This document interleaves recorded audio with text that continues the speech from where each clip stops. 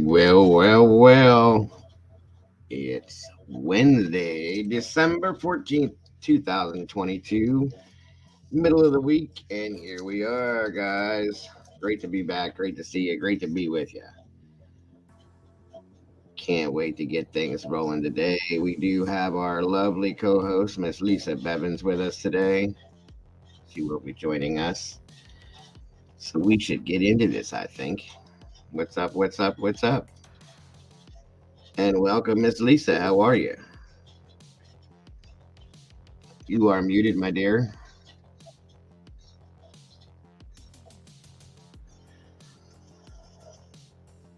Can't hear you. Why can't I hear you? No problem. Take your time. Welcome, though. Either way, it's great to have you here.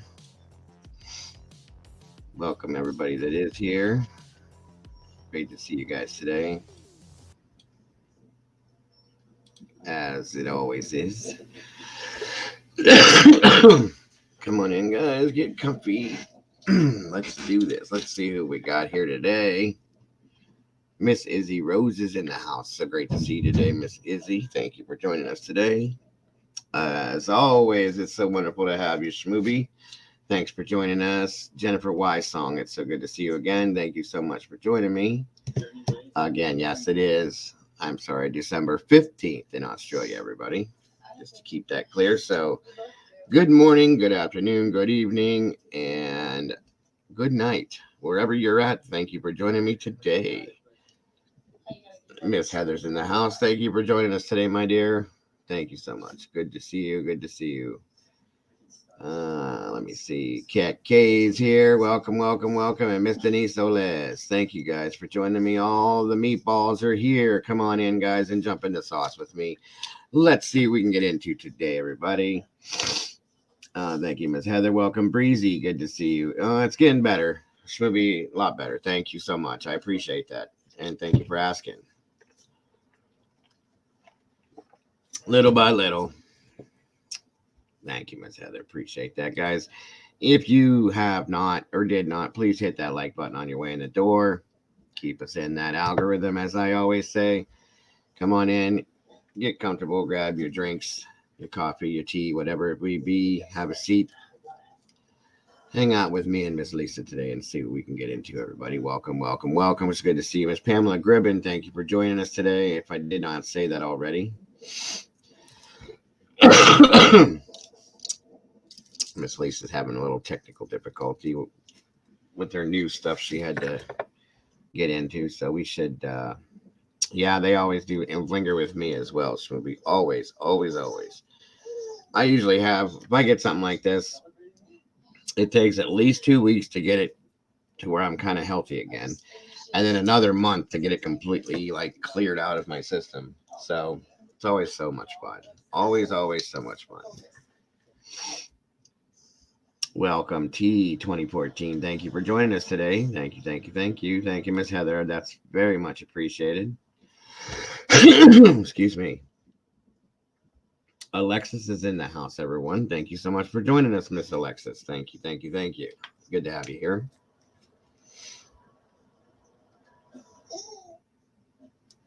It is, well, my time, this clock's crazy off. It's 12:25 p.m. here, guys, just so you know. Yep, that's about how it works for me too, Shmovie. I think it's the fact because I'm a smoker. I've had bronchitis multiple times. I have asthma, and I've had smoke inhalation from being a firefighter. It just happens. So it is what it is. Most of it comes from me smoking, I agree. Welcome, Miss Jody Walters. Thank you for joining us today. It's great to see you. Good to have you guys here today. I missed you guys yesterday. Mrs. Daga was home yesterday, and I had some things I was trying to deal with and handle yesterday, so I didn't get a chance to jump in here, guys. I'm sorry about that. I did miss everybody. Yes, they do cry.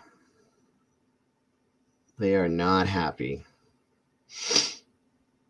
Yeah, It does do that, Miss Alexis. It does. I am working on that strike first. I'm trying my hardest, but it's not that easy, my brother. I wish it was as easy as it was to stop drinking. I just stopped drinking one day and I didn't care. This is a bit different, guys. It doesn't work that way for me. Sorry. Definitely doesn't work that way. She's here. She's having some technical issues. She'll be right back. She had no sound, so she probably had to go and reset her microphone or something. That's all. She'll be here. No worries. I made sure of it before I came in this morning.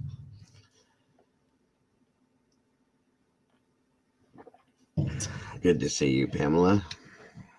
Miss Heather.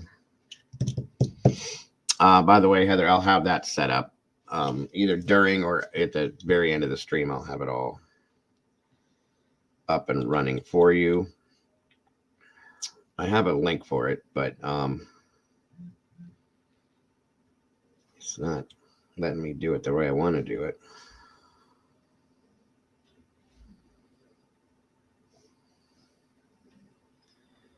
Although it should.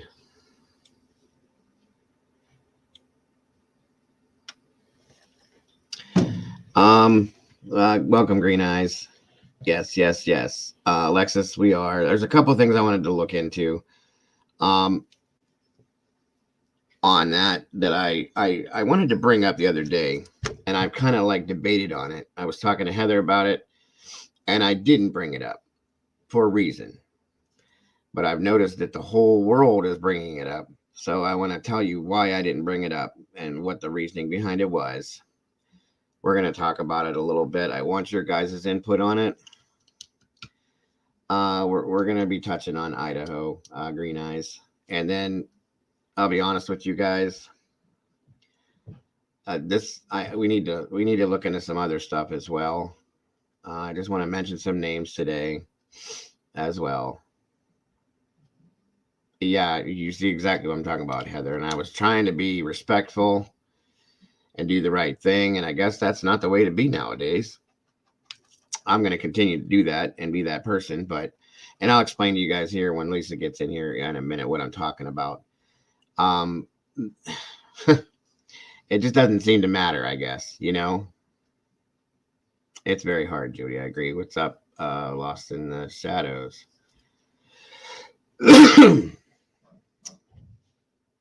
Yeah. Which one are you talking about, Pamela?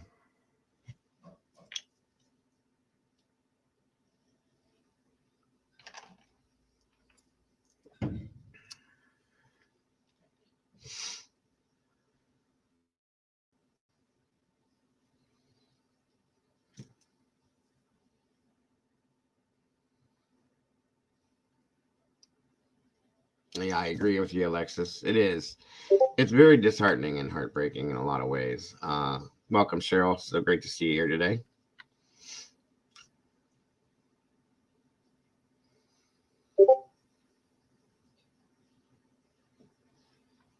Good way to look at it, Izzy. Good. As long as you're happy, that's all that matters, my dear. That's all that matters. Is that who you're talking about, Pamela? Is Chris Madonna? Never fails, guys. Never fails. Be right back.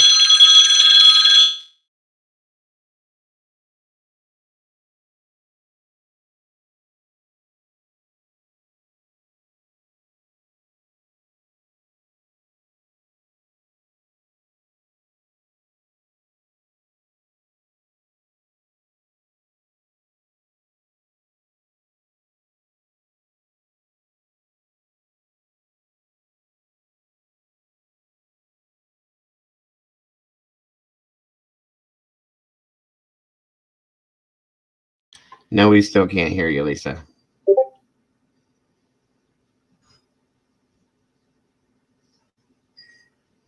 Go ahead. Take your time. No worries.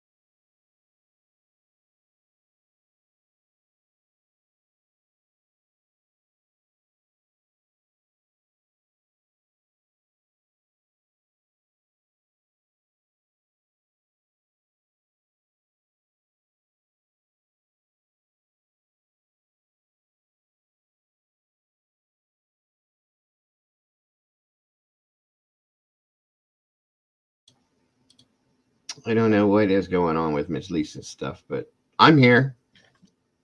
Did anybody else jump in? Let's see. Where are we at? Technical difficulties. True crime charades. 3 words. I don't know. Hello, April. Thanks for joining us. I don't know how many of you guys got YouTube notifications, but there's a big handful of you guys that I have on social media and whatnot that I sent personal notifications to just in case you guys didn't get them. Well, she was there. Now she's gone. There she is. No sound. I'm trying really hard to read it. We're going to do something new today, guys. Lisa's going to be the co-host, and I'm going to read her lips and tell you what she's saying. We're going to do, yeah. Like that. We're going to work that way. What do you got going on, Lisa? Are you just not having stuff plugged in right, or... I didn't read it. Okay. She's gonna. You don't have it plugged in, right? Oh, I see you're plugging that in. Okay. Do you have it set inside your system to go to that? Okay. Okay, Smoothie. Oh, it'll start happening, Green Eyes, hopefully. As long as you hit you guys are hitting the like button, it should start to re-notify. Oh, I hear ya. You can hear me? I can hear ya. Yes! You got it, everybody. Right, George, I think I got it.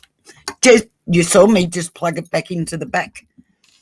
What is that you were plugging it into? Is it like a soundboard? No. Oh, your mic. Okay. Sometimes if I just pull it out and plug it back in, it works. Okay. Now, after it's caused me that much grief, and I shut my whole computer down. All right, good. So you guys can hear her too. Movie, at least Breezy. Okay, good. They can hear you. I thought we were going to play lip reading or sign language for the day. I was working on it. I was trying. I was trying really hard, but I don't have my glasses, so I couldn't really see it. Well, let's try it again. Good morning, Lisa. How are you today? I am good. How are you? Absolutely wonderful. Thank you. And I owe everybody an apology yesterday. I wasn't here because I fell asleep, guys. I passed out to it, honestly. And I feel really bad. I'm sorry, guys. You don't owe me an apology. I understand. It happens. I wasn't here yesterday either because I was trying to work something out. I was dealing with yesterday, and so plus my wife was home. So by the time I got to a point where I could do anything different, it was like there was no point. So welcome, Red. Good to see you. No apologies needed, though, my dear. Jody, Pamela, April, Heather, Squirrel. Say I crucify your name every time. I know it's easy for you to say. I understand. I just was helping you. She said squirrel. I'm just going to call you Sanger. Smoothie. Red. Hello, everybody. Good to see you, Red. Yeah, no, we didn't have a show yesterday, Pamela, so you didn't miss anything. I'm sorry to hear that. No, you guys missed nothing yesterday. Hey, Heather.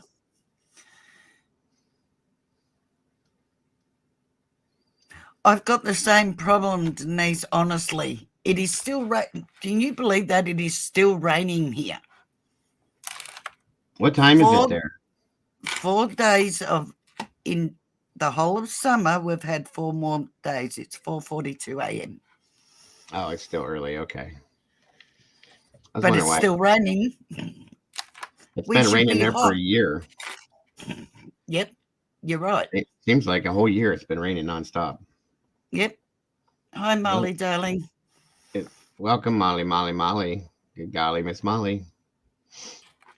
You're lucky you're on a hill. Otherwise, I think you'd have done floated away already. Yeah, that's what I reckon. I'm starting to build the ark. I reckon I should. Mm-hmm. It's getting ridiculous now. Like December, and four like they were only in the 20s, I might add, so it wasn't extremely hot. And you're supposed to be going But into like summertime, right? yeah, we should have been in summertime 2 months ago now, Wow. and we're still raining and still cold. It's actually colder now than what it was in winter. Welcome, welcome, Miss Ty. It's freezing here, but we have no snow, luckily, yet.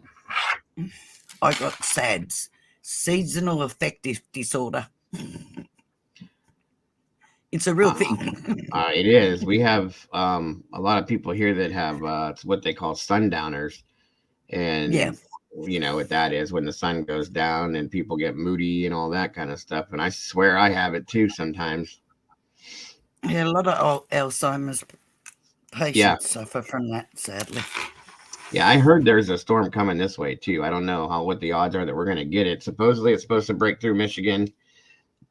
Talking to a friend of mine from Michigan, which we're right by Michigan. So if they get it, typically we're gonna get it. So we'll see.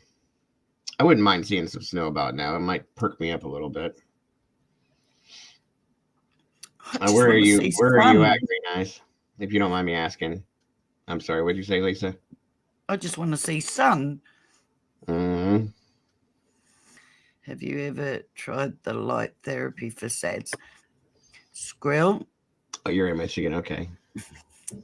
I really don't have SADS, love, Mm-hmm.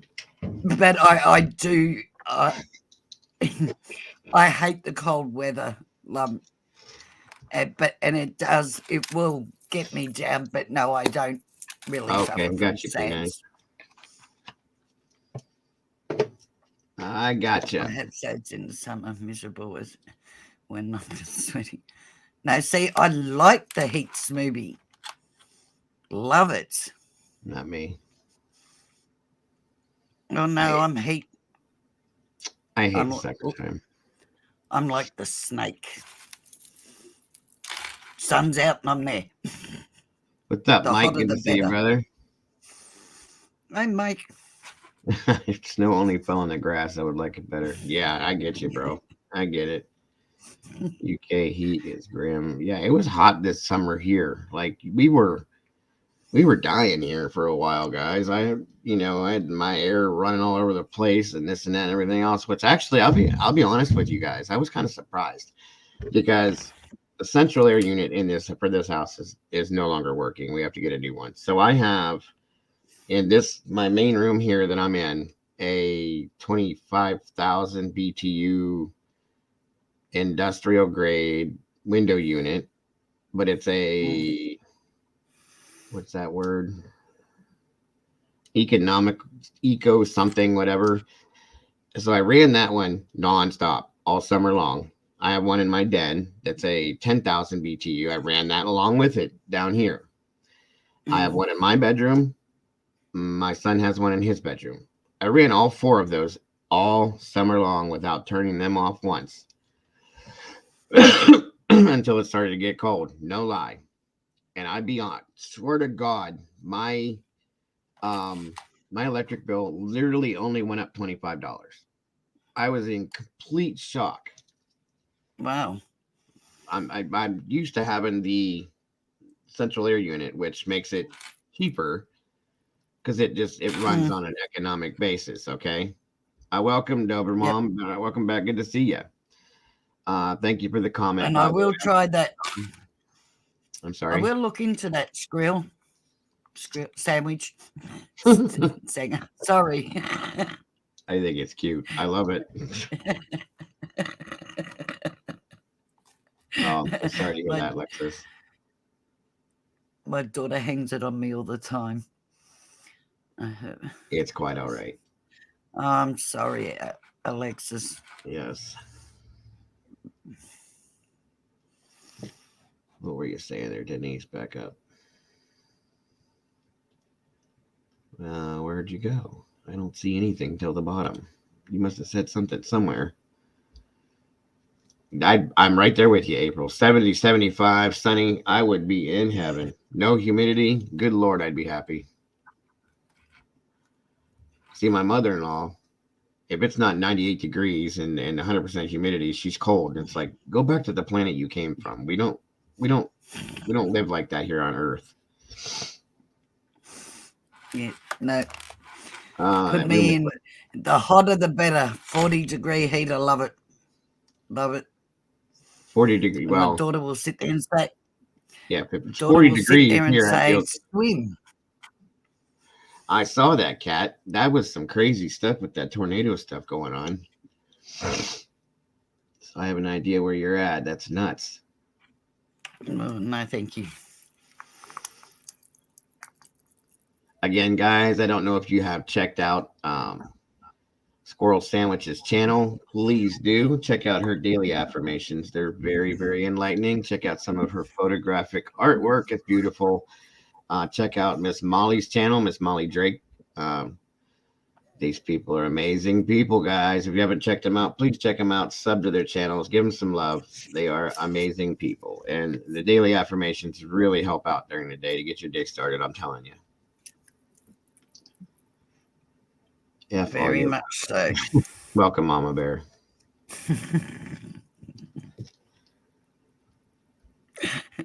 Good on you, Mama Bear. Yes, yes, yes, yes, yes. Welcome, welcome, welcome, all of you. And I appreciate, I don't know if you heard me, Dober Mom. I appreciate, thank you, Heather. I appreciate the comment. And I did respond. I don't know if you saw it. I try to check and read and respond to most of my comments, you guys, if I can. Not mine, Green Eyes. You slept through it. Well, I get you. I understand, Kat. Just be safe with that stuff. We want to see you here next time we come in.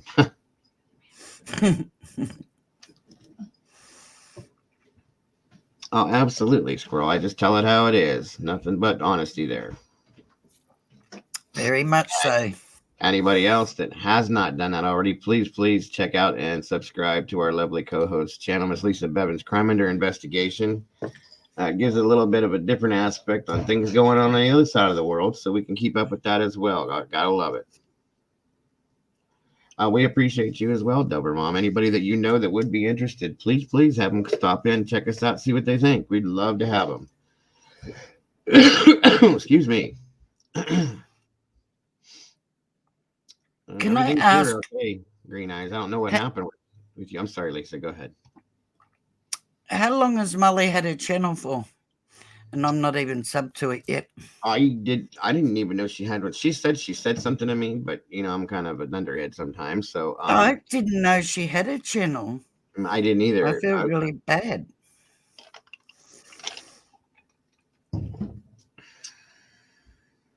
You didn't go live that night, did you? That you said you were going to, Lisa? Oh no. Sorry, Okay. I just read that myself. Sorry, maybe no. That morning because my daughter started work. Or that morning for you, yeah. I took my grandchildren to school, and it was my youngest grandson or her youngest child's orientation day at school, because he goes to school next year, so he had half a day at school, and he got all sad and upset. So every time I went to leave, he got really upset, so I stayed with him. So yeah, I didn't do the live.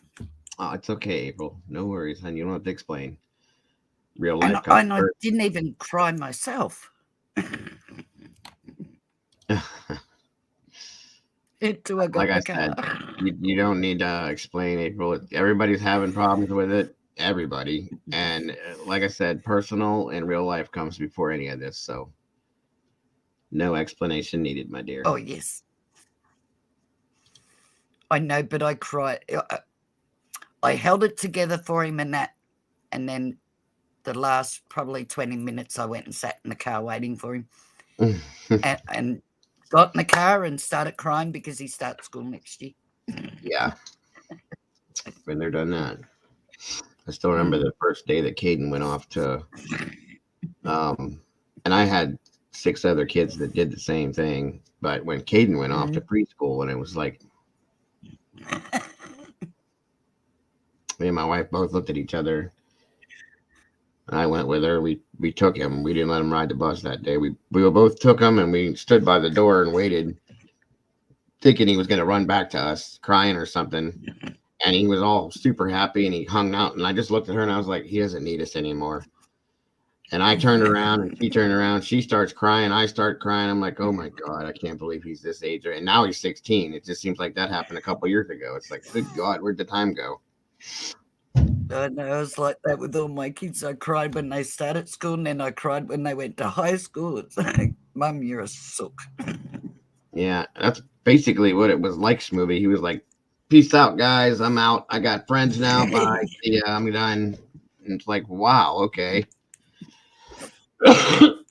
Now, it was weird because when he went to kindergarten, he did have a hard time with that one. And he was like, that was rough. Like, we were all sad that day. But a couple days, he was good. So, and now to this day, he does not like school. He doesn't want to go to school. In fact, he asked me, he was like, can I hang out with you, stay home, Dad? And I'm like, no, you can't stay home and hang out with me. You gotta go to school. Well, I can do it remote now. I said, no, you can't, because you won't. So go to school. Leave me alone. I get enough of you during the day. Go.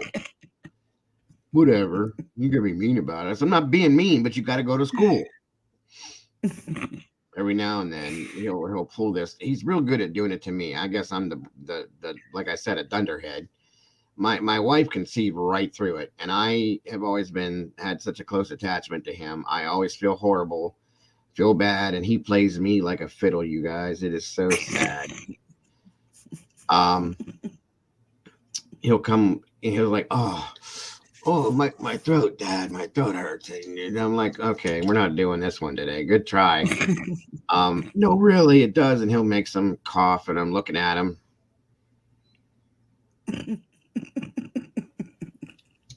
I said, you really don't feel good? No, I don't. Then his stomach hurts. And then this like, you're not playing with me, right? No, no, no, no, no, no. And he's like, gotta lay down, and he's holding his head, and he's doing it. I don't know how he still pulls it off, but he does. And eventually I'll go round and around with him for about 40 minutes. I'm like, okay, fine. And he'll, okay, thanks. And he'll lay down like on the couch for it's like, okay. And I watch him. And then, of course, his mother calls. And then it's World War III. He did it again. He got away with it. He got one over on you. You got to start getting this together, Joe. You know what's going to do it. Blah, blah, blah. I'm like, no, he's really sick. And then once that call comes through and she's finally off the phone, I'll notice. He's like, I'm going to go play my game. I said, no, the hell, you're not going to play your game system. You're sick, remember? I said, speaking of which, you're going to do anything. You're going to go get on and do your schoolwork remote-wise. Then he looks at me like, damn, I thought I was going to get over on him. It didn't happen. Eventually, though, he still does. By noon, 12:30, 1 o'clock, he's in here watching TV with me or whatever, unless I'm doing this, of course. And because we're very close, we like the same things, this and everything. He'll talk me into something, and it's like, okay. She'll come home from work, and we'll both be sitting there, and she just stands and looks at us like, mm-hmm.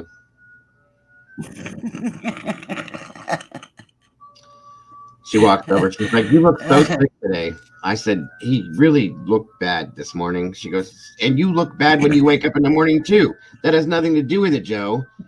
You have to stop letting him get over. And he was like, no, Mom, I didn't feel good. And she's like, really?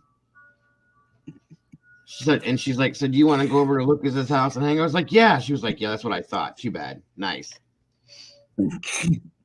Yeah, he does it to me constantly. I don't know how. Hey, say, darling. See right here? Here's the thumbprint, Dad. Yes, Jerry, I saw it. Right. Oh, yeah. Yeah, he's got me under both of his thumbs. I promise you that one. Yeah, I saw that, Cherry. And just to get into what we were going to talk about, we got about 40 people here, so I think just about everybody's here. So I noticed this morning, me and Heather have been going back and forth with some of these things, and Molly. Okay. We found something the other day, you guys, that's linked through Twitter, and it's called 4chan. Okay. And it's It's just another platform. I believe it's linked into Twitter completely, and it's a place where you can post basically whatever the hell you want in regards to whatever the hell you want, and people will kind of communicate with each other, in there, and they make these comments and posts and so on and so forth. So Miss Heather sent something Sorry, to me. what was it? It's called four, the number four, CHAN, 4chan. It's Okay, a posting sorry. site. I'm please correct me if I'm wrong, anybody, but I'm pretty sure that it's linked through Twitter, and it's like a background platform inside of Twitter, I guess. Oh yeah. So Heather sends me some stuff, and we're looking at this stuff, and I was just like, whoa, I was all hot under the color. I'm like, well, shit, I need to get a hold of this one, this one, this one. We need to talk. I need to talk to Lisa. Yeah, no. Um, it's basically just Oh, you're another version dropping of in and out, Twitter Joe. where people can post what they want without being booted or kicked or whatever you want to call it. And there was Mm, some very, very interesting things that were on there. Okay. And I was reading through this. Like I said, Heather looked at it. I'm pretty sure Molly was in it. We were all just kind of scanning through these things, and there was basically somebody in there giving up mm. who did this in Idaho. So I was just like, Okay. wow, okay. And it's hard to not hold on to because of the way it was talked about. There were names put out. It was said that this has been being talked about during school for months now, basically. It Mm. gave like a time allotment that it took to do it. And I'm not saying that this isn't true, you guys, okay? But I can't live by this and think that it's real. That's the problem. So yeah, that's about right, Alexis. It is. She says it's like Reddit, but on crack and full of racist and sexist people, and that's very true. Like the way that these girls were being talked about Wow. and the things they were saying to refer to them, it was just disgusting to me. Very detailed. Mm. Um, they referred to Kaylee by a certain part of her body and gave her a name for Oh, God, that. some It was people are disgusting. sick. It was disgusting, Lisa, completely Mm. disgusting. I was appalled. I really was. And I'm a man that was a firefighter and worked through the firehouse, and like some of the stuff that was being said completely floored me. It was gross. Very hateful. Yes, Doberman, very hateful. Um, yeah, Reddit was bad enough. Mike's right. This was just beyond that level. I was just like, this is just disgusting. So So your everybody internet in there is was bad. they were talking very ugly about other people and just this, that, and everything else, so on and so forth. Well, anyway, as I'm reading through this, it's naming off people basically that were the murderers. Okay, accusing and pretty much just telling the whole world this is who did it, this is why, this is how long it was planned for, this is how long it took them to do it, blah blah blah. This is where the weapon is. I mean, anything you can think of. Wow. And I'm just like, good lord, okay. I mean, I was at the point where I was ready to pick up the phone, call Moscow PD and the FBI and go, okay, did you guys see this? I'm sure they did, which is why I never did Yeah, that. one would wonder if they have. Yeah, there's just some ignorant people. Ignorant people. These are fellow students of these Oh, girls on the mic, you're and these so kids. right. Complete their peers, guys. It's absolute disgusting. It made me sick. I'll be honest with you.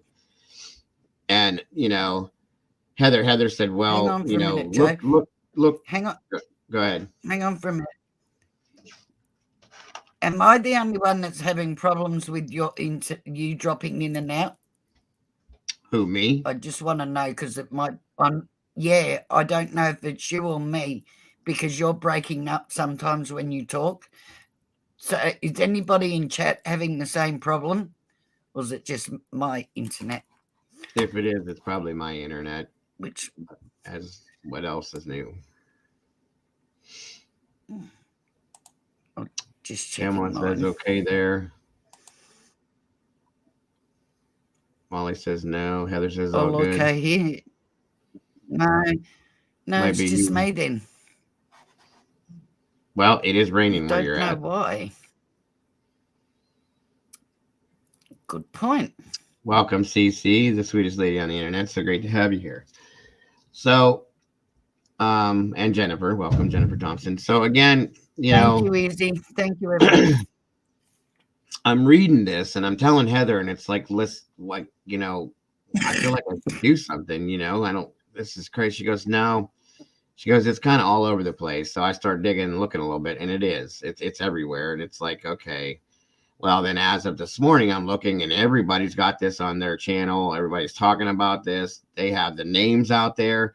See, I was trying to be respectful and not Mm, blast names out and cause problems for people that may not be guilty of something and this, that, and everything else. As in, basically what Moscow PD is asking doesn't seem to matter.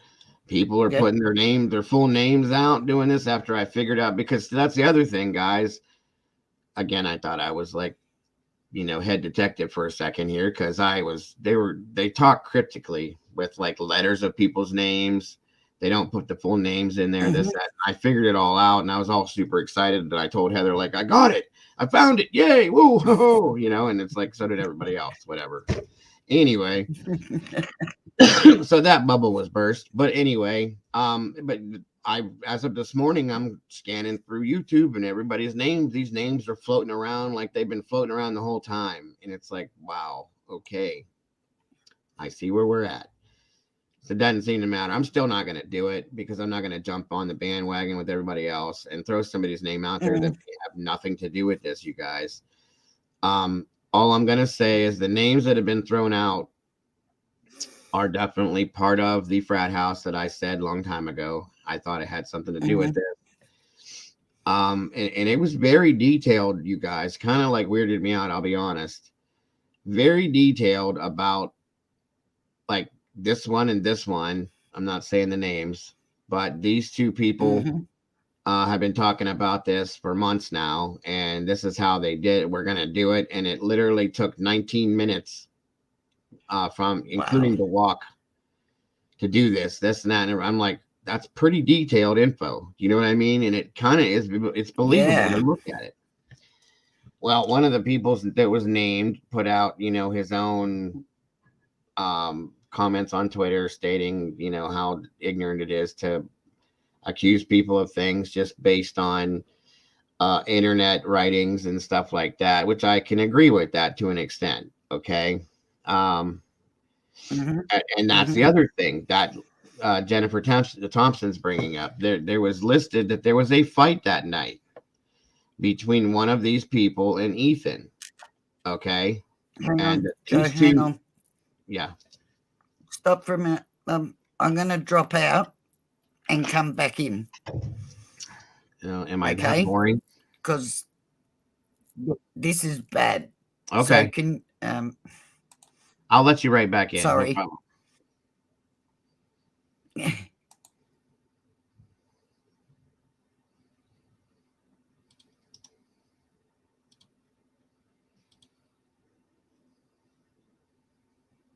I did, Molly. I did. Absolutely did. I can't find anything that links it. Yes, green eyes, yes. And I would appreciate you guys. You guys, a lot of you guys know what I'm talking about. I do not want to put the two guys' names out there if we can keep it like that, okay? I definitely don't. Yeah, You that's know? better. Okay, good deal. Whatever you guys choose to do on your own, that's up to you. But in the channel here, I don't want to Oh, put it it out was through the better. channel. Um, it very well could have been Dober Mom. Welcome, Sea Breeze. But again, I don't know. And that's the thing, is there's really no clear proof. And here's the thing, guys, is if it is them and law enforcement has them on their radar already, I don't want to be the person that can screw that up. Okay. And you know that if you, which I don't think I would be, considering how many people are talking about this already, but I'm just not going to jump into that. I'm not going to play that game. I'm not going to do that. I'm going to do things the right way, like we try to do constantly, Mm, and stay out of that. Welcome yep. back, Jurassic. Good to see you. Yeah, right, Dober Mom, and Hey, it could be Dressy. this very well could be the answer to the whole thing. Okay, and if it is, it is. Again, I just don't want to be the one that messes things up for law enforcement or be involved in a group of people that do that because I'm not that person. Yep. Um, Yep. that's why I'm not putting out their names. I refuse to do that, and I won't do that again. Um, the only reason why I've done that in the past is because it's already been put out there, and it was like Mm, it had been out there, and we talked about it. But we can talk about this still without saying their names. We all know who we're talking yep. about. It is what it is. So, and again, reading the information that I read, reading the information that Heather read, and anybody else that has read it, it very well could be you guys. You see how it's put out there, and everybody's Mm, looking for the person that said this, and it's an anonymous post. We don't know. That's the problem. We don't know. And I feel like at this point now, I feel like law enforcement has something steady and sturdy to go on. I really feel like they have something, and I yeah. think it's just a matter of time at this point now. This whole thing with the car, I don't think, and I want to be, oh, shoot. Can you give me 1 second, guys? I'll be right back, Miss Lisa. No, you're right. Yeah, no, you're fine.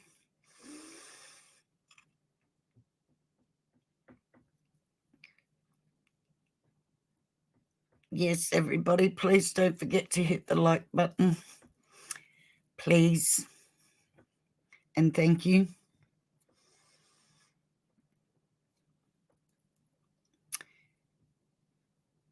It was Pacific, very Pacific. I had not seen or heard anything about it, honestly. So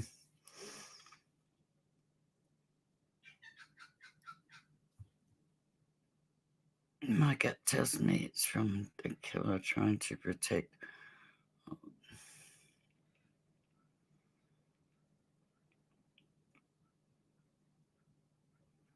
Oh, okay. Dressing. Potty break. I think Ellie's waiting for all the forensics. Baby.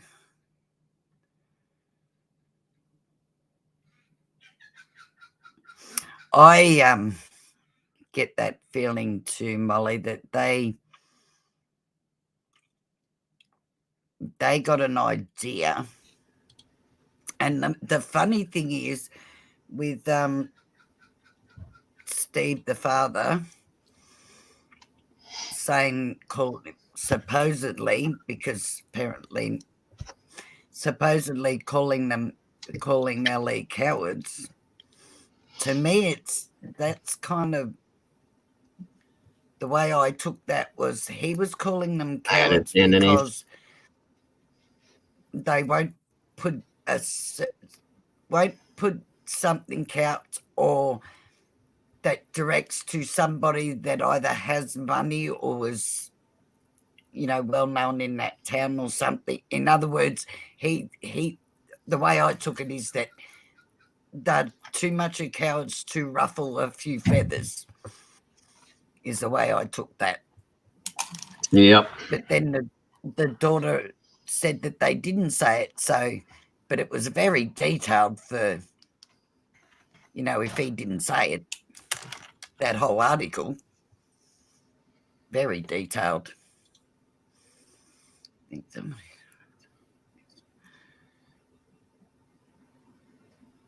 Um, the 4chan thing was very, very detailed. Um, and I agree on that one, Red. And that's kind of why I was like, yeah, I'm not really going to take that with 100% faith because we've had things come at us that way before. Okay.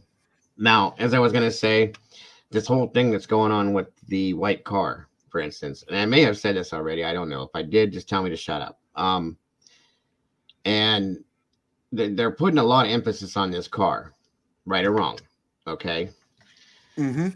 I think personally, I think that it's more than just a witness, because initially when they came out with this whole white car thing, they're saying, well, this is somebody that possibly may have seen something, this, that, and everything else. Stop right there. Okay. If this was just a witness to this, they would not have put Border Patrol on high alert at Canadian border, watching for this and that and everything else. There's more to this car than just being a witness, you guys. Okay. Regardless of what they say. And I know, again, they're holding this probably close to their chest to keep the alert down, to not set anybody off, whatever you want to call it. But it's definitely, to me, more than just a witness to this, in my opinion. Yeah, well, considering the video footage apparently just shows the car flying past there. Yeah, well, around the time they're saying that they passed over. Right, and they were passed over. According to that, and I'm going to show that to you guys here in a second for those of you that may not have seen it. Are we there yet? It's just the car flying by at a very high rate of speed at that round about that time.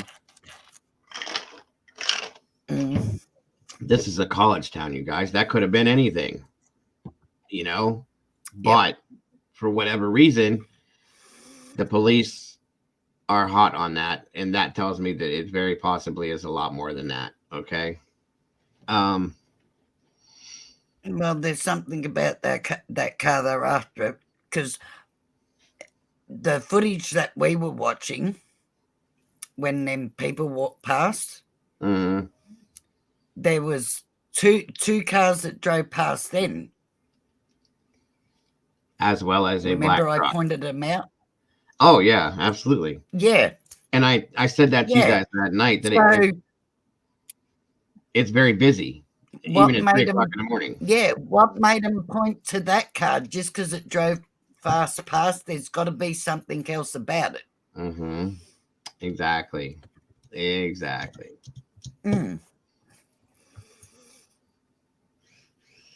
The only thing that I heard from Hannah's family was that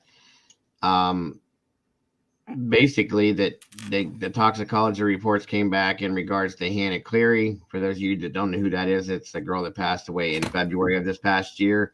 That was a student there due to an over-the-counter sleeping pill overdose. And her father said, I did not hear anything from the mother, but I heard the father said that, he believes in the toxicology reports that it was an accidental overdose. There was no foul play, and to please leave their family alone and let them grieve.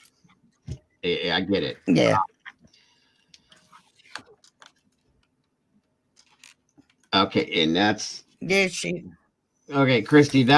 When I first saw the food, it wasn't white. It was a dark car, and it was a 4-door sedan, same as the white car. But it looked dark to me when I was looking at it. I showed that to you guys once, I think. It's very hard to see, but it looks like a darker car, not like a bluish, maybe a black, or maybe even a dark burgundy, but definitely not white.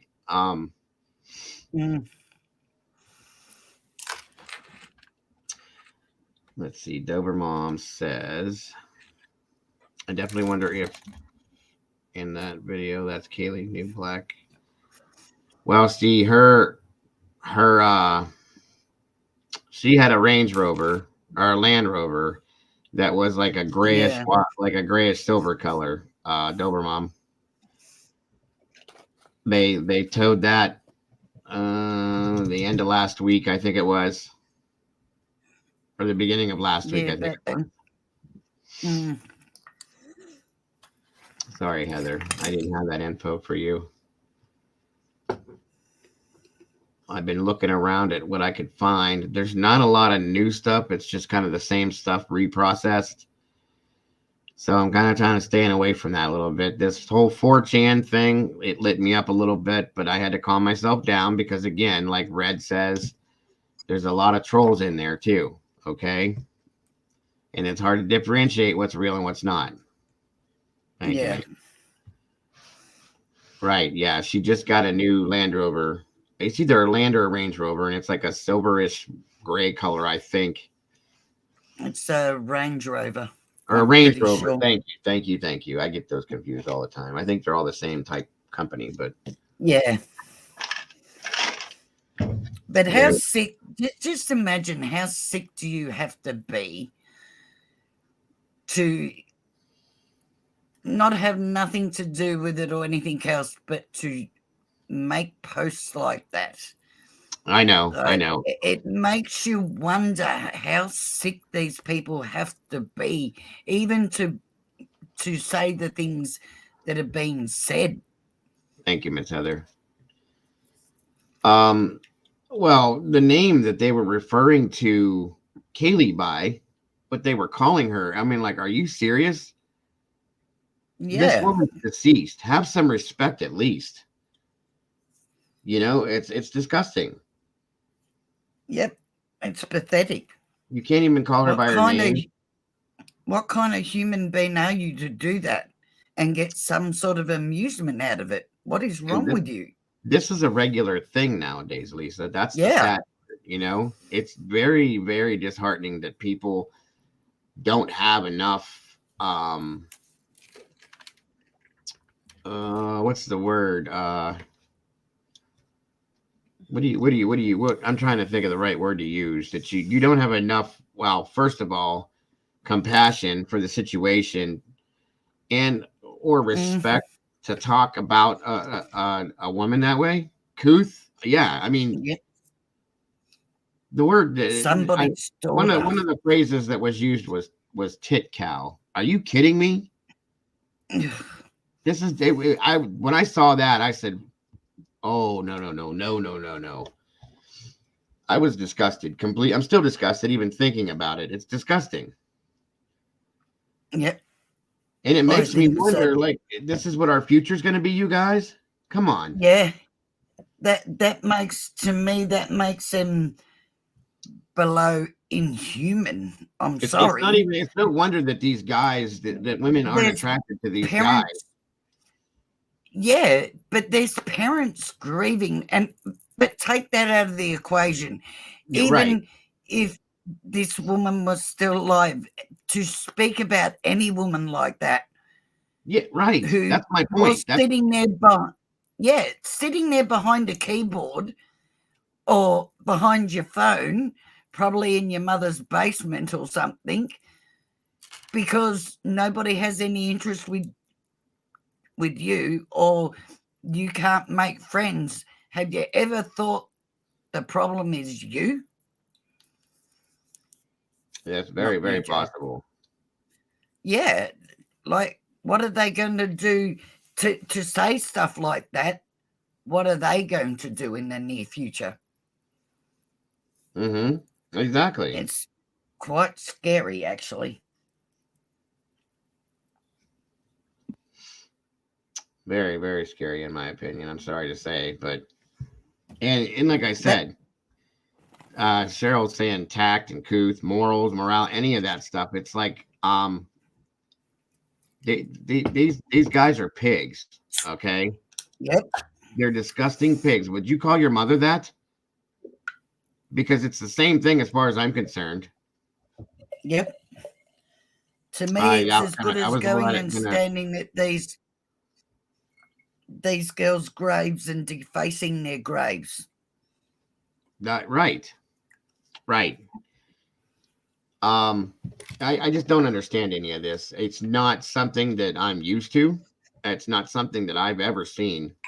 And I've even looked at my own children that are around the same age, and I said, I'm going to ask you one time, is this how you talk about people? Is this? Oh my God, no. And I showed them, and they were just like appalled too, like no, no. And I said, okay, so then you were definitely. I saw that, Denise. I was going to respond to it in a second.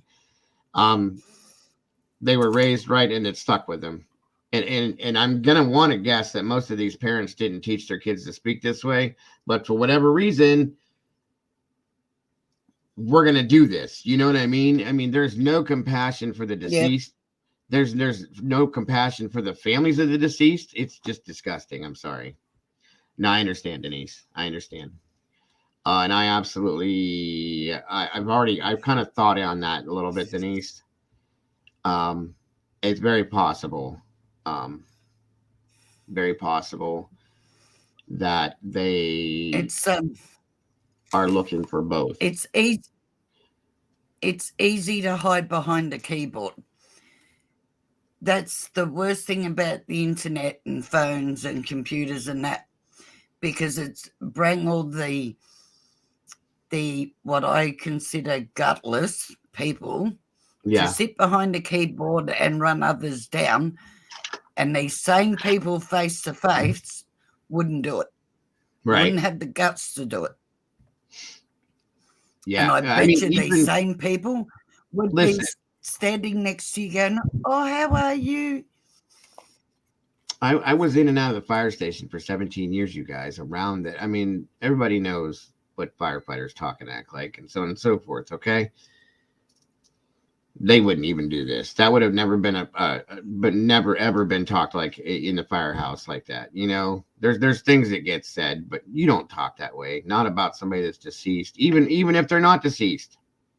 It's a disrespectful, a very disrespectful way to relate to a woman. And I'm sorry, but I can't. I can't. It makes me sick. And it's embarrassing. I feel embarrassed for these people. Does that make sense? Yep. But not even just women to speak about anybody like that. Anybody? Yeah, no, I What get is you. so wrong with you? What is so wrong with that person that they need to speak about somebody like that? And that's I the thing. can tell you quite a few things, because that Jody's made says more about them. yeah, Jody made a comment, said that they'd be too chicken to do it face to face. I absolutely agree with you. I don't think they would either. So why do it behind somebody's back or 100%. about somebody that's no longer with us? You know, it's just ignorant. Yep, 100%. That's what I'm saying, Christy. That's the whole thing in a nutshell that made me think, because I have daughters, I have a wife, I have a mother and a mother-in-law, I have aunts, I have sisters or a sister, all of that. And I would never, ever, ever want any one of them to be referred to as that way. And go ahead and do it in front of me and see what happens to you. That's the one side of me that you guys I hopefully was will just going never to say it. see. Hope to God you guys never see that side of me. But if it ever happens in front of me, see what happens. Different, I completely was just different going to person. say the same thing. Yeah, it turns If me they into were a whole my different. children, I would hunt you down. Yep, I would hunt them down. Trust me.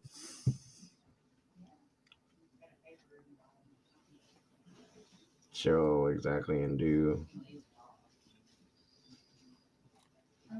not as many good-hearted people, and that's what's sad right now, Cheryl, is that people have lost the respect, compassion, the morality, all of that stuff that everybody's was raised with in the past, that we all were taught in the past. Nobody seems to have any of that anymore, and it makes me sad. It really does.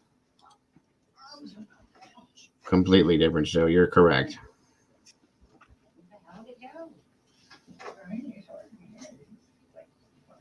Yeah, you're right, Elizabeth. God help them if they do have daughters. That's my You're thought. so right. That's my thought. Let me talk. Let me find out Mm, one of them have a daughter. Send a message to them like that and see how they feel about it right then and there.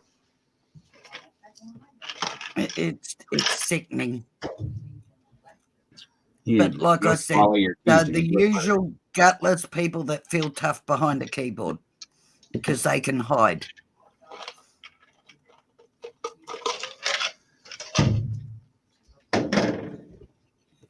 So anyway, um, that's one of the reasons why I stayed away from that. Again, not to mention I didn't want to put these people's names out there. You know, if they have nothing to do with this, there's no reason to do that. Mm-hmm. That's exactly it, Well, David. that's it. Without saying it that way, you know. But yeah, say it in front of me, and I guarantee you swallow your teeth. Promise you that. Yep. I'm not a violent person, but 100%, don't David. disrespect a woman in front of me. It's getting worse. That's absolutely correct. Each generation is getting. I'm petrified for what my grandkids' generation is going to be like. I really am. Yep. By the way, Yep. welcome, David. It's good to have you, brother. Yeah, David, my Aussie bro.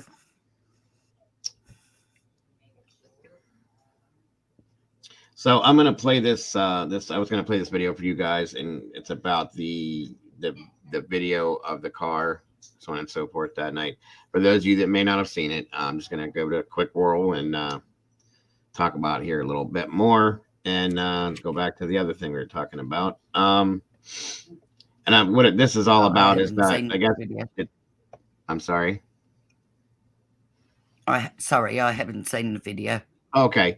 All this is the video from the, I think it's an Exxon gas station in Moscow. It was kind of on the other side of away from the campus area there. This car, they're saying that this car went flying by around 3:45 a.m. the night that this happened. So if they're going to play that, if they're going to play that time and say that this may have had something to do with it, so we're breaking down the timeline for the murders now from between 3 to 3:45 rather than between 3 and 4. So that kind of squares up the timing a little bit more. Welcome, David, as I said. Well, yeah, it does too. You see what I'm saying? And yeah, and Ethan sent that Venmo at 3:30, right? Correct. So that's what I'm saying. These little things are breaking down the timeline, which is what I've been looking at to try to figure it out that way. So little by little. I'm going to go ahead and bring this over, get this playing, and give you guys that info if you haven't seen it. Again, welcome anybody that's just jumping in now. Appreciate having you here, as always.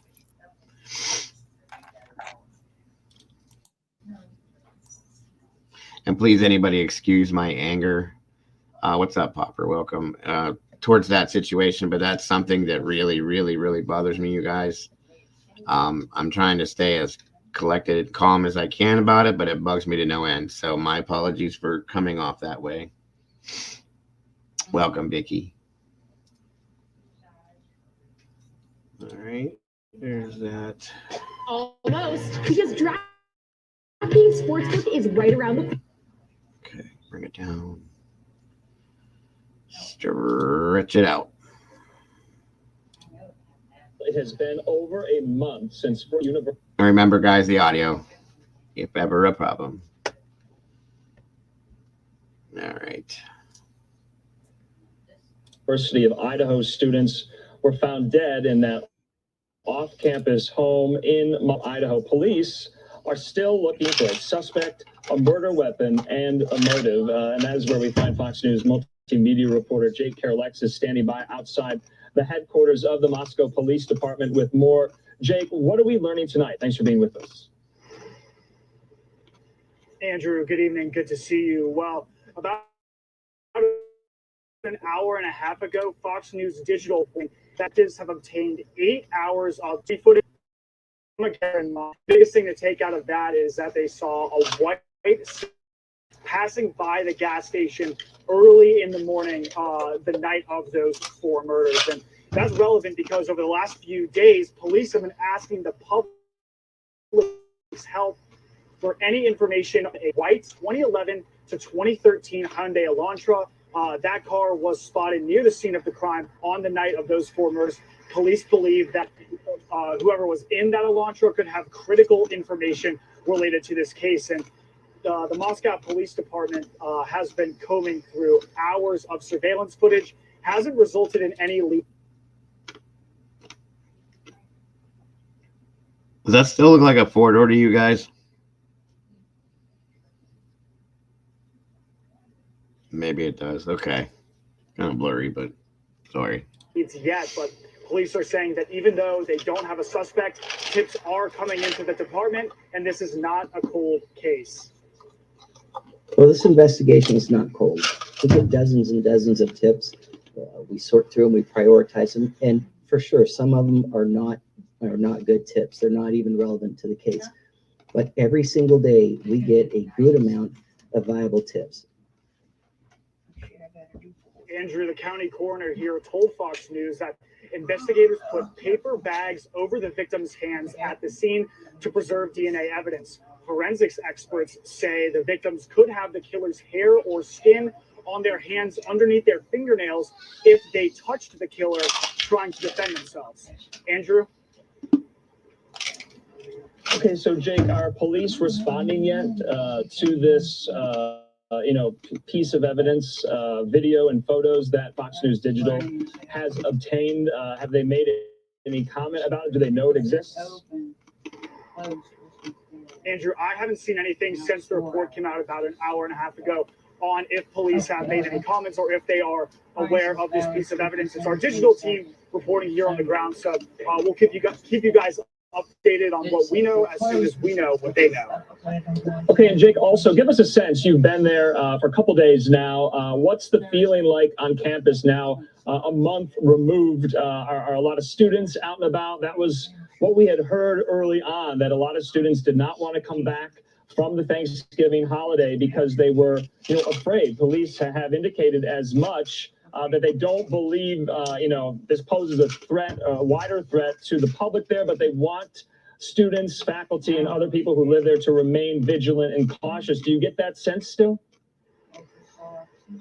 Well, Andrew, I was on campus this morning, talked to several students how they're feeling about the investigation. It's been over a month.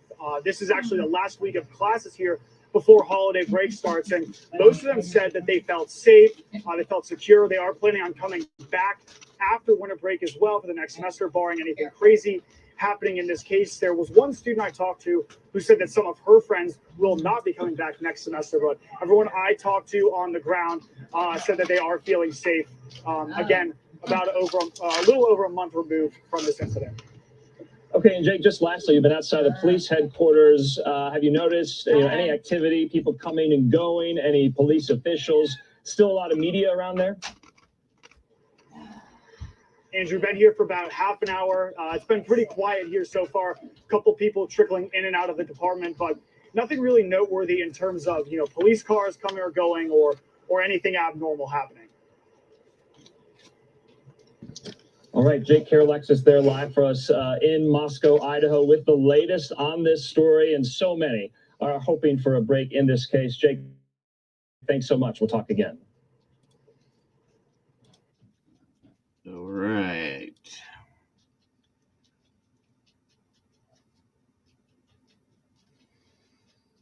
Sorry, you guys can hear that. My apologies. Yeah. Sorry. I thought it was quiet enough. Crunch. That was You were awesome. crunching away. Yes, my apologies. Crunching away on your eyes there. Yep. Must have been pretty loud. Sorry about all that.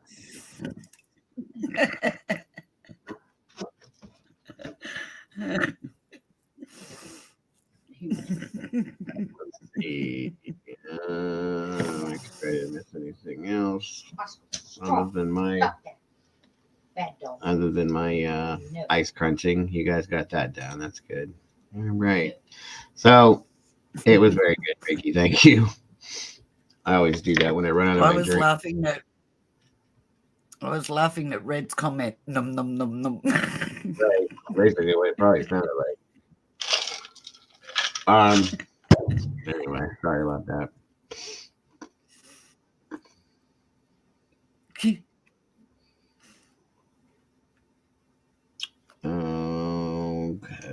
Okay, got you, Jurassic. All right. Does anybody have any comments in regards to that scenario there? Not the ice chomping, but No, the. but thing. No, but you're right. That would bring the timeline down, wouldn't it? But it's going to change it around. If you look at it, that's, you know, I always look at the little things and I go back in and pay attention to them and so on and so forth. But based on what they said, it was between 3 and 4. Okay. Yeah. The timeline's been moved up so many times now that, you know, at first that Ethan and Xana were back from the frat house at 1:45. And then the fraternity, they're saying that they lied about that. And they were actually there till 2 something. They were there late. Okay. And then, I mean, there's so many different versions of the timeline. It's ridiculous. So what is the timeline? You know what I mean? What really is it? So how are we to know? So we're going to go with why that. would they lie about them being there? That was the question. That was brought up in that 4chan conversation. Like, why did you guys lie about this? And why did you lie about that? Well, then the guy says, you know, we turned over everything that my fraternity turned over everything we had to the police. Did you? How do we know? How do they know? You know? Thank you, Miss CC. I'm sorry, go ahead. I'm going to be cryptic here. Was that the one that was interviewed by any chance? No, I don't think so. No. Briefly. It interviewed by who? Or what? Sorry, my internet is playing up. Give me 2 seconds. I'm just going to go and check the modem. Right. This is definitely not going to be a cold case by any means whatsoever. There's something that they're holding on that's getting ready to happen, you guys. I can almost guarantee you. It's going to happen here soon. Yeah, he was interviewed, but not live, if that's what you were saying, Lisa. That's absolutely correct. Very nice. Thank you. And he was talked to, I guess you would, it wasn't really an interview. Okay, Oscar. Good Lord, he does it more and more. He was talked to by somebody that I'm not a huge fan of, but he still talked to him. Oh, sorry, guys. I'm trying to get the thing up here.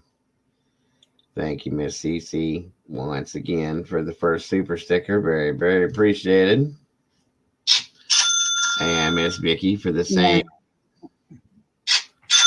Thank you so much. Yeah, he was talked to via like I think it was through Messenger on Facebook. And no, the one I was talking about was briefly spoken to by Brian Eaton. Not that I know of. No. That was the fraternity president, quote unquote, and it wasn't him that I'm talking about at all. Okay. Another creator talked to this guy via Facebook Messenger, of all people to talk to him. It was whatever. But anyway, but yeah, it was definitely a joke. So the way he approached him was just completely not the way to approach people, and the things that he said to him, you're not going to get any kind of an answer out of anybody that way anyway. So it is what it is. Yeah, I agree. Are you talking about a he that interviewed him or spoke to him? It was a he, yes. It's somebody that I'm not fans with or fans of, I should say. There's a group of them I'm not fans of. You guys know that already. So yeah, he is one of them. And his goofy self. I was JLR spoke to him. I'll just put it that way. Yes, that's who I thought you were talking about. With his weird self, he pops up all over the place. He'll pop up in a water fountain or in a bathroom or in a toilet. Breaking news! You know what I mean? It drives me insane. Have you seen this person? He's got to interfere with everything. Yeah, he pops up out of a garbage can, Breaking news. Have you seen this guy? Yeah, no. Sorry, Gaylord. I'm nothing. I'm not talking bad about creators. I don't do that. But come on, No, dude. Come on. It's insane how many he does a day now. You know. but it's frightening because he's talking to witnesses and people involved in cases, and And that's what I don't like. Yeah. You Mm. okay? Let's go. For instance, what if it ended up being these people that he's talking about? Okay, you very well could have just completely screwed the whole case up for law enforcement. that's what scares me. Right. That's not how you do that. And the way that he's approaching them, no, that's not how you do that. You don't blatantly go and ask somebody, did you do this? Do you know who did this? Because he's going to tell you, right? I mean, come on, dude. Yeah, sure. You need to bend over and pull your head out of that thing behind you and fix yourself because it's ridiculous. And again, guys, sorry for the way I'm talking. I don't talk about other creators. I don't like to do that, but it's true. Like every 10 minutes, there's No, I don't either. he'll fall out of a tree or something. Breaking news. Pop out from under a car, jump out of a garbage, come up out of a fry pit in a McDonald's. I mean, what the hell's next, you know? It's crazy. But like I said before I even started my channel, the reason why YouTubers don't get taken seriously is because the amount of interfering in cases, not all of us do, but some do. And the rumors or the clickbait they'll do and put stuff out there that they haven't fact checked or whatever. And that's why we're never taken seriously. That's one of the main reasons. Yes. Yeah, and now you got people that want to kind of threaten people involved in a case. You need to talk to us and whatnot. It becomes very dangerous. And I mean, could you imagine if it was your loved one and they interfered with a case where I absolutely wouldn't even want to. It got thrown out of court or something. That's what I worry about with these situations. That's why I try not to jump in and contact these people. That's not our right, you guys. We don't have the right to do that. That is totally interfering with an investigation, and that's not what we do. Leave it to the police. We report the news. We do our think tank trying to figure things out to help maybe a little bit, but that's it. Yep. And I understand completely, Jody. Absolutely. I agree with you 100%. Like I said, the next thing he's going to pop up behind me. Breaking news. Okay. You know, I mean, it's at that point now, like enough is enough already. And what he's doing, I know what he's doing, because he's taking full advantage of the shorts that YouTube is offering right now, which tells you what this is all about to him, in my opinion. And it's not breaking the case. It's not helping with the case whatsoever. Okay. It is, it's about him and his situation, in my opinion. You can absolutely call in, Jurassic. Give me one moment here to set this up for you. Typically don't do that till towards the end, but if you need to call in, then you absolutely can, my friend. Give me 1 second. Let me set this up. I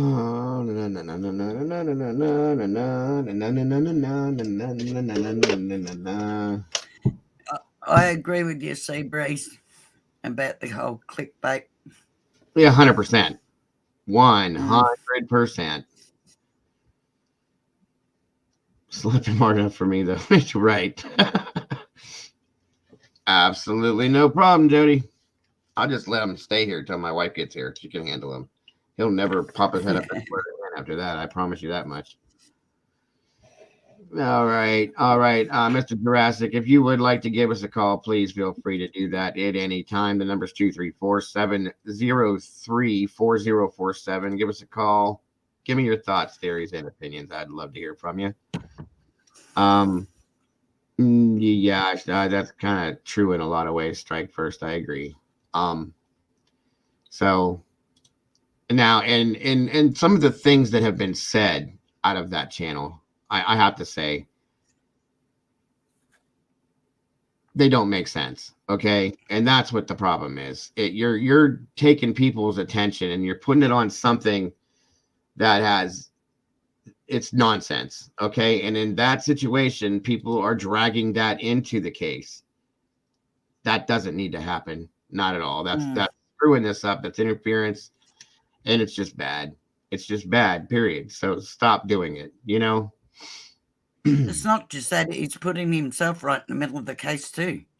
Which he always does. He inserts himself into everything he possibly can without want or need. So it is what it is. Again, I'm not But gonna he's gonna do it to the point he's gonna end up being a witness.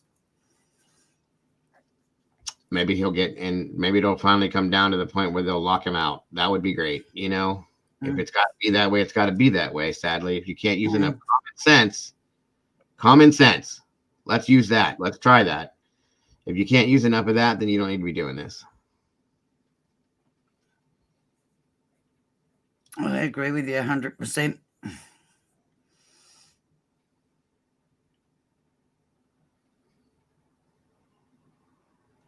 I'm not absolutely sure, Jurassic. It very may well be, but and you're absolutely right about that, Red.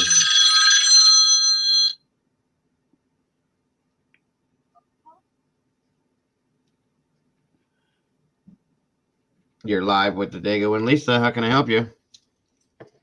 What's going on, man? How are we doing today, sir? Oh, I'm good. This is Slapnut. Yes, sir. Yeah. So Good to have you call in. I was, that cop that was in plain clothes that interviewed those kids that morning. That was before the murders, wasn't it? It was right at roughly around the same time. They were saying that was at between 2:58 and 3:01 a.m. And they were saying that the murders, they believe, happened between 3 a.m. and 4 a.m. So somewhere in that vicinity, it very well could have been, yeah. Well, what about this? What if, I've always, I've had several different ways I've went on this, but the more I watch it with these new clues and what they're talking about, I have to lean towards, I still think maybe there's a possibility that it could be current or former law enforcement. Oh, absolutely. It's got to be somebody that knew, that was close. But here's the other part. They didn't harm the dog, right? Wow. Well, I have another theory on that too, but go ahead with what you're saying, then I'll tell you what I was thinking. Well, most killers, don't have any empathy. Serial killers don't. That's why I don't believe this is a serial killer, because if it was a serial killer, he would have killed that dog. Very possibly. O.J. Simpson killed. You got to be very careful here the way I say that. But allegedly, in this case, the amount of blood. That's what no one's talking about. The amount of saturation that would be on the killer. Okay. I think that the killer stayed there until the very last second. It was almost like hey, catch me if you can, slight deal. Okay. It makes more and more sense. He could have laid right there and just sat and contemplated on what he was going to do. Well, and here's the thing with that, and that's why I put Red's comment back up. And as he says, I usually have a pretty good theory about these cases. This one could just be someone that none of us could ever possibly know about. And here's the thing. This is why I put this back up. It's a very high traffic area. Okay. And as we saw on that body cam video, there was kids and cars back and forth. And this was at 3:00 in the morning. Okay. And I'm going to venture to say that as it gets later in the morning, that's still a residential area in that vicinity too, where people are getting up and going to work at 4:30, 5:00 in the morning, so on and so forth. Okay. I'm gonna want to say, with what you just said, and I've been thinking about that on and off from the beginning. With all the blood that there was, it would be very hard for me to imagine this person not getting any on themselves. Okay. And with the midnight turn police that are patrolling the campus area like that, they're watching for different people walking and seeing this and seeing that. Wherever this person left to, they either got in a car where they weren't seen, or they walked from that house to a very, very, very close other place of residence, okay, without being seen. Those things need to be taken into account because from what I can understand, there was more than one patrol officer out there. Another one showed up with those ones. Plus, we saw those kids run behind those cops while they were there. 3 or 4 of them going between the buildings and different areas and stuff like that. How did nobody get seen unless they walked out the door and immediately got into a vehicle, or they walked out the door, took a few steps, and walked right back into another building? This was not a long walk without being seen. Okay. Right. That makes that would make sense. But here's the other deal. You're not walking out of that house without blood on your shoes and everything. So unless this person wrapped their shoes in some kind of plastic, or like, when you're at the hospital, you get the booties that go over your shoes. But it would have to be something that wouldn't, I mean, you're not just walking out of there with nothing. If this was premeditated, not to interrupt you, if this was as premeditated as a lot of us think that it is, they very well could have had on, or he very well could have put on a Tyvek suit. Okay, did what he did, and stepped out of it as soon as he was done, and walked out of the house, balled it up, and carried it with him. That happens, guys. That's what I had thought about. I was like, well, he had some kind of, contractor bag there, You're right. It was going to be heavy duty to with the seat out. He throw all the bloody clothes in there. He takes a shower if he needs to. He sticks around. He has something to eat. No, I don't think he did all that. But yeah, I see what you're saying though. I don't think he would have taken that extra time to shower or whatever. I do believe though that he could have had on some kind of a jumpsuit or something like that. That's take it off in one zip, step out, ball it up, and walk away. Yeah, hazmat suit, something like that. I know what you're talking about. I had thought about that too, because this person is a smart individual. Okay. Obviously, yeah. And the reason I say that is because that's why I brought the blood up, and it's like, all right, let's get to this person of we've got a problem here. We've got, that blood evidence bag. You've got a lot of clothing that's just soaked in that blood, and I would think someone said there wasn't a surplus store around there, but I would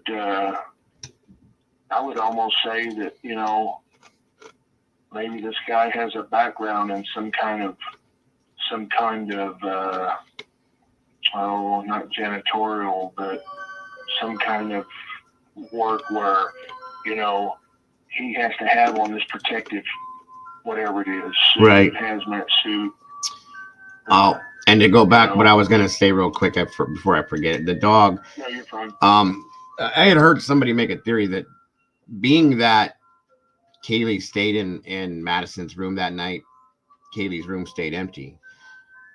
There's a very good possibility that for whatever reason, because she didn't want to be bothered with him or whatever, that she put the dog in her room that night and just had him in there for whatever reason. If the girls were going to be in the bed sleeping together, because I'm sure that dog slept with Kaylee when she was living there, so on and so forth, maybe she just put Murphy in her old room for the night and went into her room and did what she did. So therefore, maybe that's why the dog was not involved in the situation. Do you know what I mean? Yeah. I know by having dogs, and I know by being around dogs like that, and I've always thought it was because I'm 6'5", I'm a big old boy. So when these little dogs see me, you know, they just start barking. They know I'm not going to hurt them, but I'm so big, you know, and so I thought somebody said that he had to silence the dog. You know, he was like, he put the dog in that room, or he did that too. You're correct. Or he could have done that. That's very, very possible. Or they. I still think that's very possible that there's more than one. Now that I've been, you know, when they were talking about this anonymous thing, here's something that I thought about, and maybe I'm just too far out there with this, but I was sitting there thinking, you know, this is kind of odd that this popped out, but maybe one of the investigators said, hey, you know, maybe we should go ahead and put this out there, you know, and just see what happens with it, because we've got everybody's, you know, what's the worst that could happen? I mean, right now, everything's out there. It's out in the open, the YouTube community, you know, there's a lot of people out there that have put stuff out there that, you know, they asked not to, but,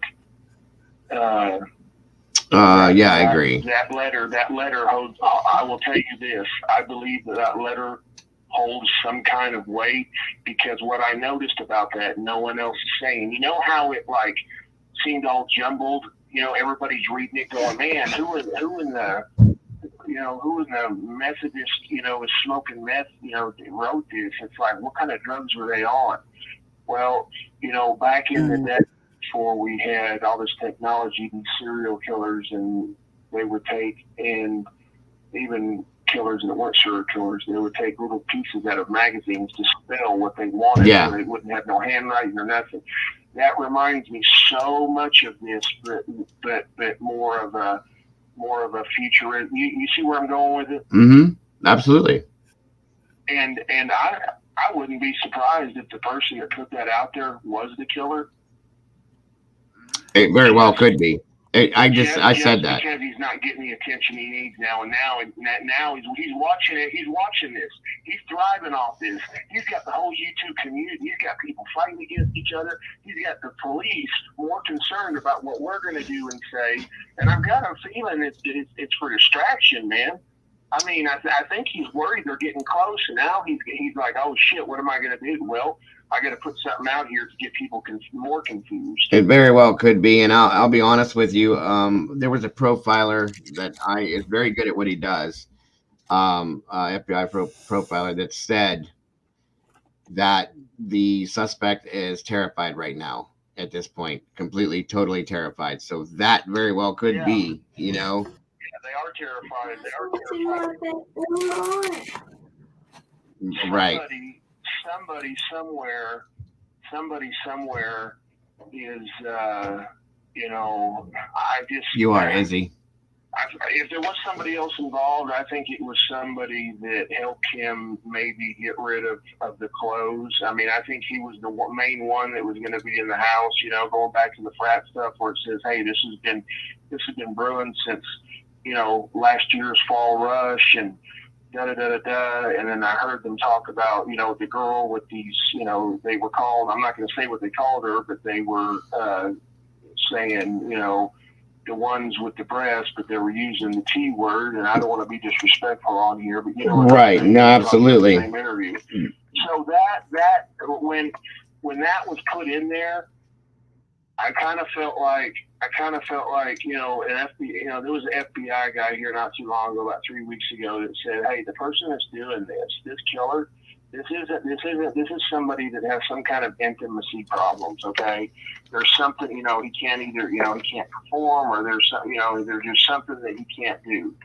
And when he said that, I was like, wow, and I didn't think anything about it until that letter, and I was like, well, that's awful odd that they would, you know, talk about, you know, they're talking about the one that had the breast, the you know, and it almost sounded like she was being a tease to somebody. That's what I got from that. But I watched all her videos, and there was a video on TikTok where they both are talking about where the last two left were the bitches. And when I seen that, I was like, wow. I was like, all right, so somebody somewhere doesn't like these girls. Mm-hmm. And that right there, the way they said that, you know, it's almost like a taunting thing. It's like whoever this person is, I feel like they taunted him.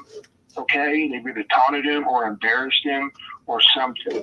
Well, and I've seen and heard so many different stories, you know, from people, you know, but I'm gonna you saying that, I'm gonna throw out another word that I've been saying from the beginning, and the definition behind, well, not really the definition behind it, but I've been saying humiliation. Humiliation is a very strong word and a very strong emotion, and it can provoke. Humiliation can provoke violence, and it can provoke anger in a very very intense way. So in that being said, that's what I've been going with from day one with this, because I've seen it. You know, humiliation will break people down and bring darkness out of people that we don't want to see, sadly. So, you know, I fully agree that somewhere down the line that this has to do something with something that had to do with somebody being humiliated at one point in time. And I'm going to stick with that. Okay. Now, unless you bring me information or proof stating that this was a serial killer that just jumped on this for no reason, then I'm going to continue to stick with what I just said. So. Yeah, I don't think it's a serial killer. And I don't either. I probably shouldn't have, you know, said serial killer, but it's just, yeah. There was a lady, and she's trying to say that, you know, oh, the Washington and Utah murders, you know, that happened. I'm like, listen, okay. There's not. They may be a Ted Bundy fan. They may, you know, that may have, you know, just thrilled them, you know, because that's who this person is. This person is somebody that watches these kind of documentaries, right, and movies like The Purge. Okay, yeah, and I believe that's where they've gotten their courage. They've watched this over and over again, and whatever happened that night, they just finally just snapped and said, "That's it." Which is sadly why I say nowadays they show way too much on TV and in movies nowadays. Yeah, they really do. They do. It's either sex or rape or death or pedophilia, and it's like, I've been watching. God forbid we put out a Christian movie, you know, everybody losing their mind. You're right. Yeah, that offended somebody. But if you watch things like The Purge or, you know, Law and Order, SVU, or any of these type of you know, if you watch the ID channel at all, it basically tells you how to commit a crime and get away with it, and shows you what to do. Purge movies teach you, you know, like it's okay to do this when somebody makes you mad, this and that, and everything else. And I'll be honest with you, I'm not downing anybody when I say this. You know, college kids are college kids. They're still kids. They don't always make the best decisions in the world based on what they've seen and heard on. A lot of kids live their lives through TV and movies. You know what I mean?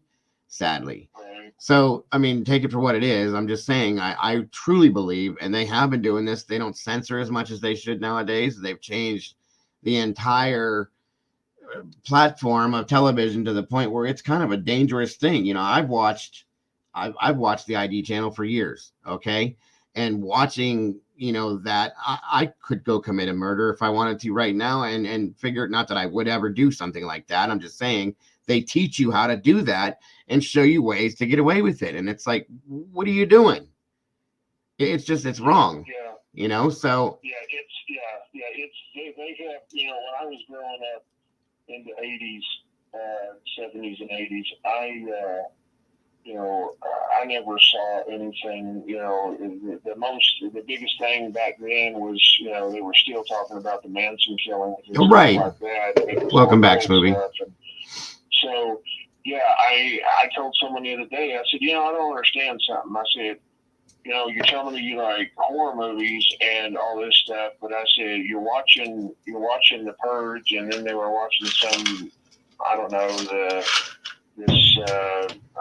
movie about the Amityville Horror or something like that. Mm-hmm. Which is a true story. And I was just sitting here going, if you wouldn't want this to actually happen to you, it's like, is this what you need for that kind of adrenaline rush? Because if it is, it kind of worries me.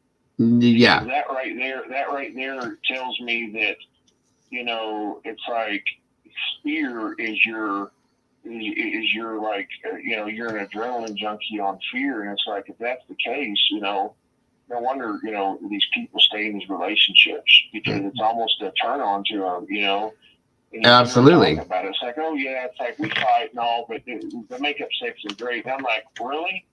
I'm like, no wonder you guys have issues. Yeah. And it's all from television, man. And it's crazy. They don't. I agree. Positivity. I agree. Unless you watch the Animal Planet. Okay. I agree. I mean, they need to bring back. They need to bring back the content for people to sit back and say, okay, we can sit down and watch a show and laugh. And well, I said this to my wife, again, not to interrupt you, I'm sorry, but no, you're fine. I remember being, 14, 15 years old when they, on the weekend, I think it was every Sunday night, there were they had what they called, I think it was the Disney Sunday night movie. And I would sit down with my mom, dad, my sister, and we would sit and watch that kind of a movie. That doesn't go on anymore. I mean, it does, but it doesn't like it should. And that was broadcast through local television. Do you know what I mean? And that's one thing too, is that I'm a horror movie fan. I went to, I took, learned how to do, theatrical makeup, special effects, and those, because I really like horror movies. I always have. I'm a huge fan. Okay, there's a thing with that. There was a lot of people, sometimes their mind does not differentiate the difference between real and make believe in real sometimes. And somebody that can do this obviously has some type of a mental illness to begin with. So if you take that and you throw it into somebody that has watched these horror movies for years, or been involved in that kind of thing, or has a fascination with that, there's going to be a break somewhere. Okay. It very well could be. And they watch these shows, as I'm saying, well, I saw on the ID channel where this guy did this, this, and this, and we have to do this and this, and then you'll get away with it. I'll be damned if it doesn't happen. So you got to be careful, I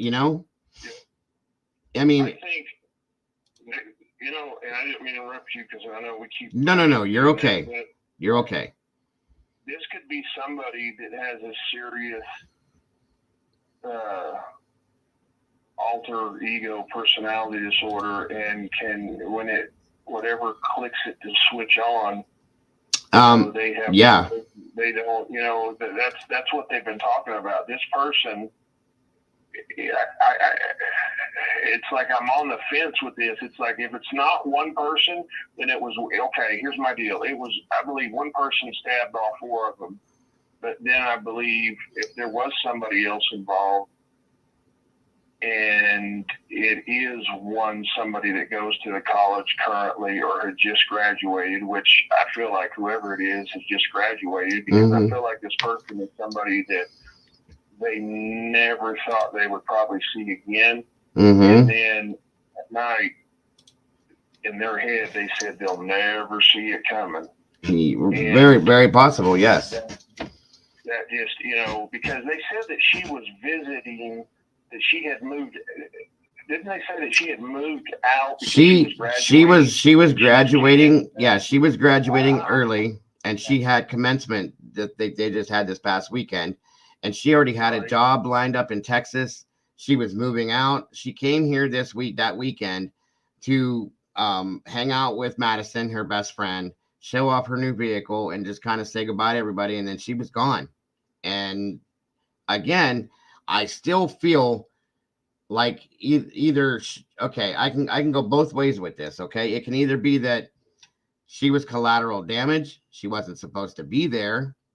Or it was planned specifically for that weekend, knowing that she was going to be there. Okay. I can go both ways with that, you guys.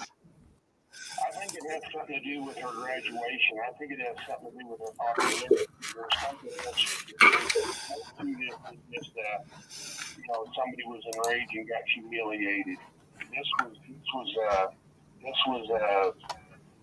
Yeah, you're not going to take, because I've watched her videos, and the body language with her and that other friend of hers, I just, well, somebody got too close and took I don't know, man.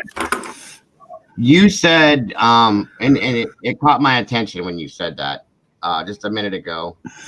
That's okay, Alexis. No worries.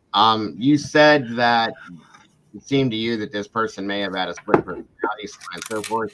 Well, that was one of the reasons why I was kind of following the one person that I was at the grub bus there, okay? Because that person himself said he has a kind of like a split personality when he drinks.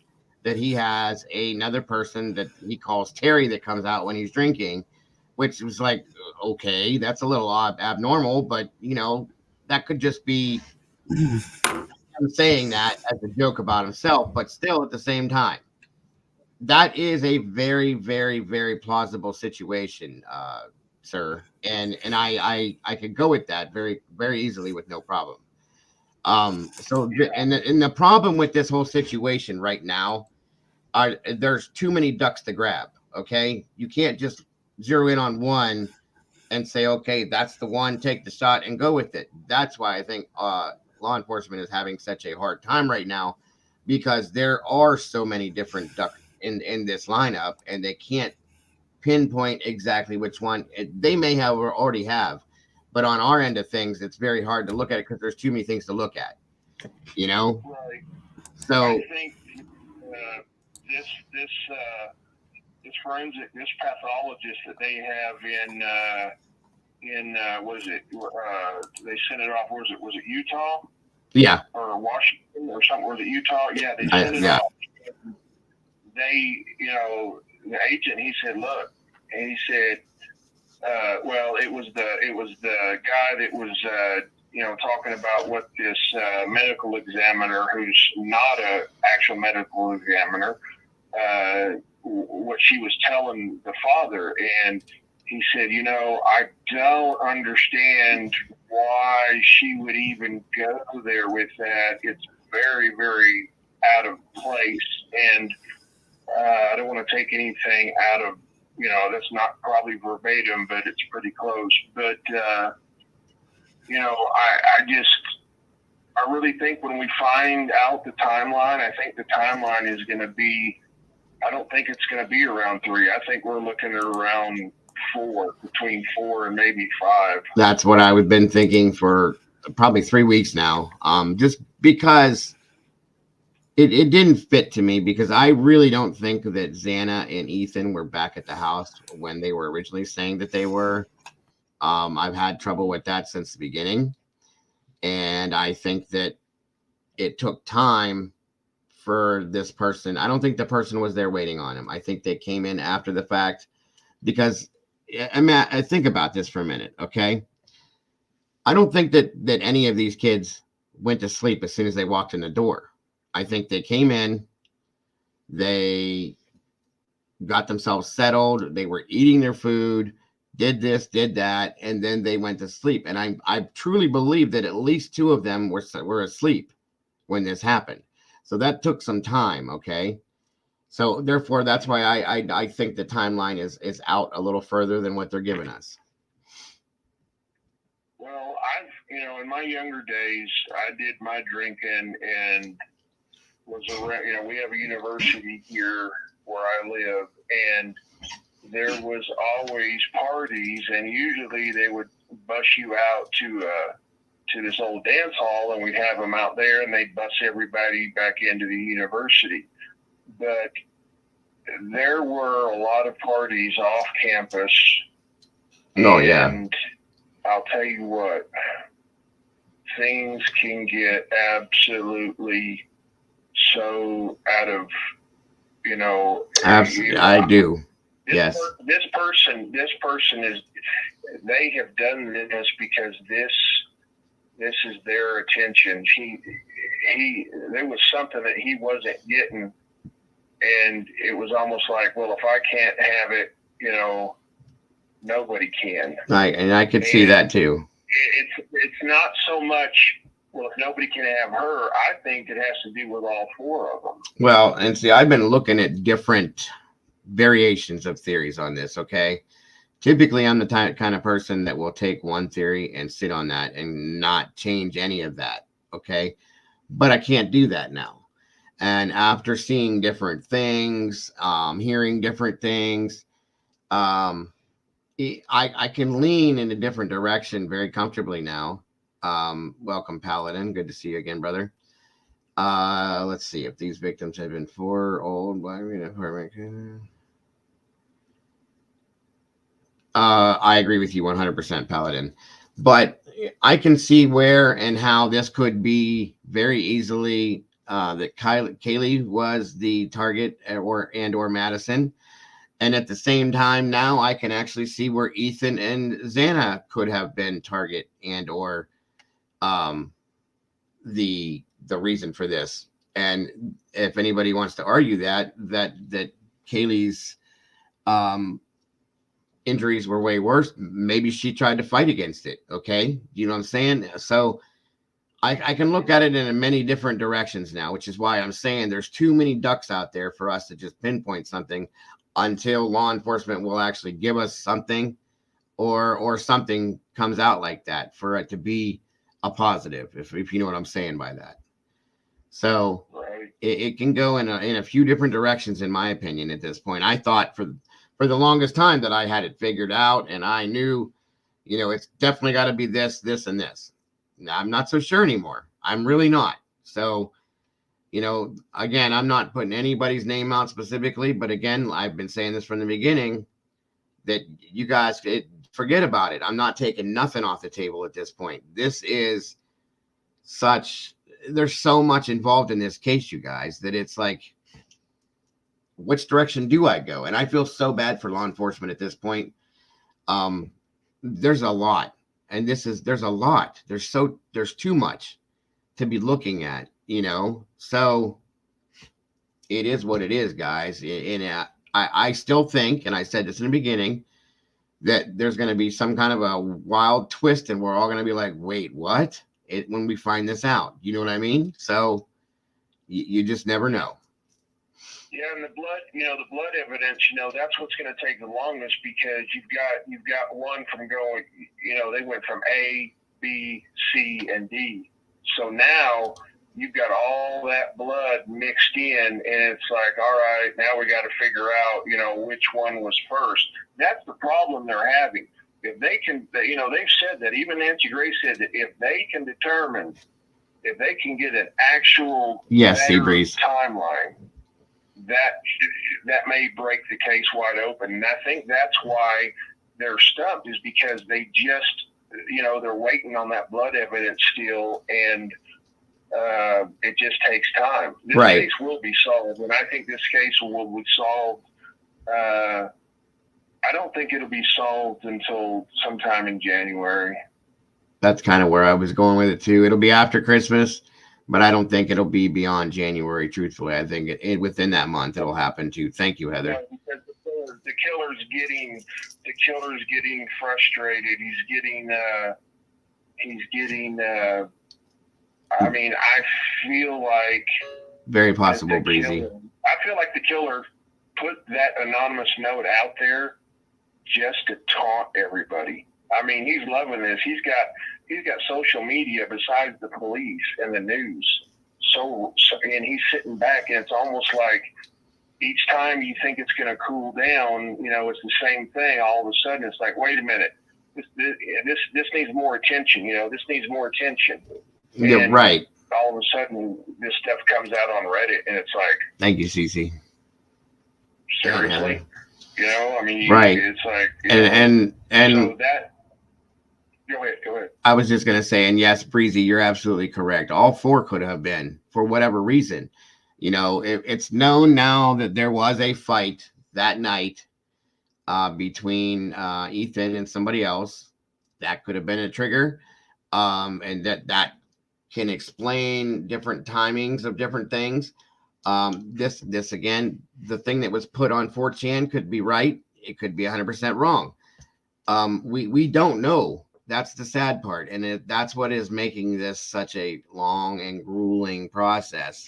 But again, I have to say that, the Chiefs made a comment a couple of days back and said that, we don't just want an arrest.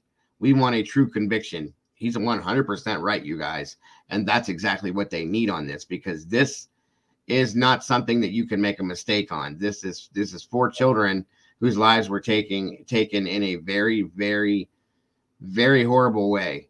And this needs to have the most hardcore conviction that could possibly come out of this without any mistakes. So, you know, I got to 100% support law enforcement on this. And just, you know, honestly, we're just going to have to wait, you know, not to say that the think tank thing, we still can't do that, because I think it works out very well when we do that. But at the same time, at the end of the day, we're not going to get it until we get it, guys, period. Paladin made a comment the other day that we're looking around here and we need to look north. And I kind of feel like, you know, he might be right. It's 3 hours from the Canadian border. Why wouldn't they go that way? Why wouldn't they? It's that close to the closest exit out of the country is 3 hours from here. Why wouldn't they go that way? Let's get the hell out of the country. I could see that happening, you know, but we don't know. That's the problem. Thank you, Green Eyes. But go ahead. I didn't mean to interrupt you, sir. No, I was just, you know, I was thinking about that, and I was thinking about what you said, and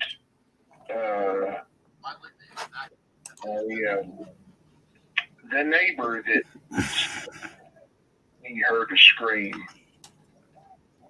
Yeah, they already proved that or they debunked that was fake. Yeah, sadly. Well, well, there was another one, unless it's the same one. Was this guy Mexican? I don't even know. They had an interview, and I was like, wait a minute, I thought they debunked this. But then when she talked about it, she said that it was around 4 in the morning Okay. that he thought he heard a scream, but he didn't think anything about it because, you know, of all the parties and whatever. So I was like, I didn't see that one.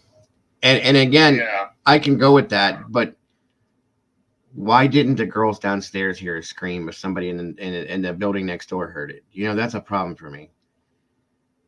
And yeah, that's a problem for me too, because I was like, you know, is this person really serious, or do they just want, you know, do they want to be part of the circus? You know, it's like they're sitting in the audience, but they're, you know, it's like, right. Wait a minute, let me get on there and say something. But, here's another thing.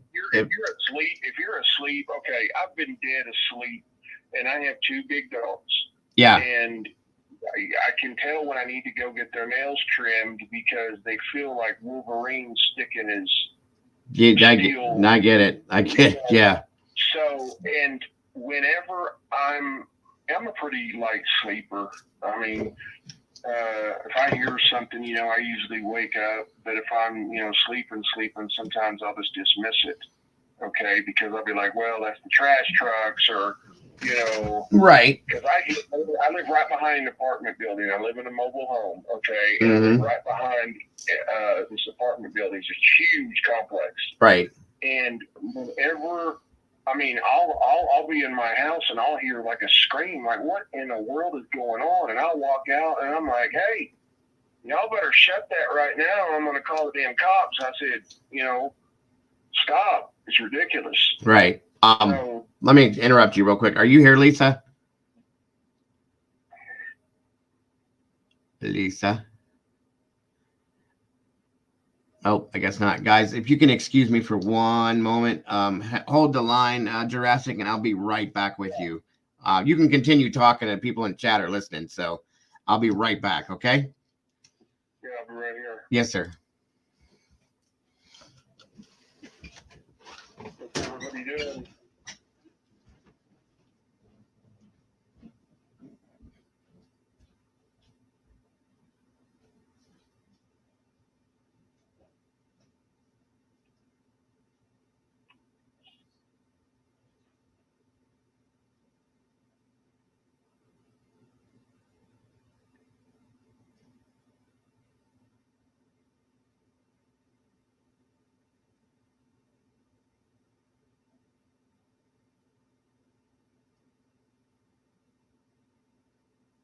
We got quiet.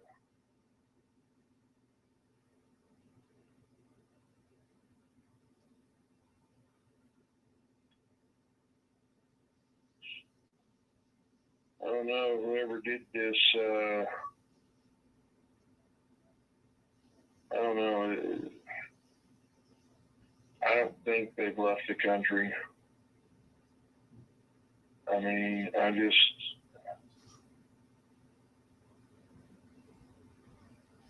think this person is so arrogant and so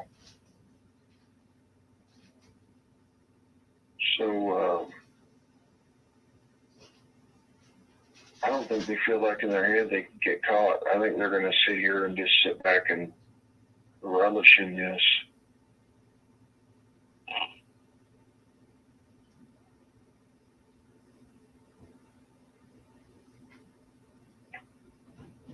How y'all doing? Doberman, Denise, R3D.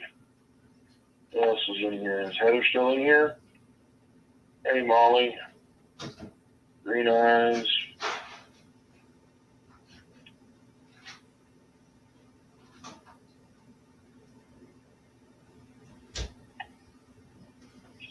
Yeah, that, I don't know. I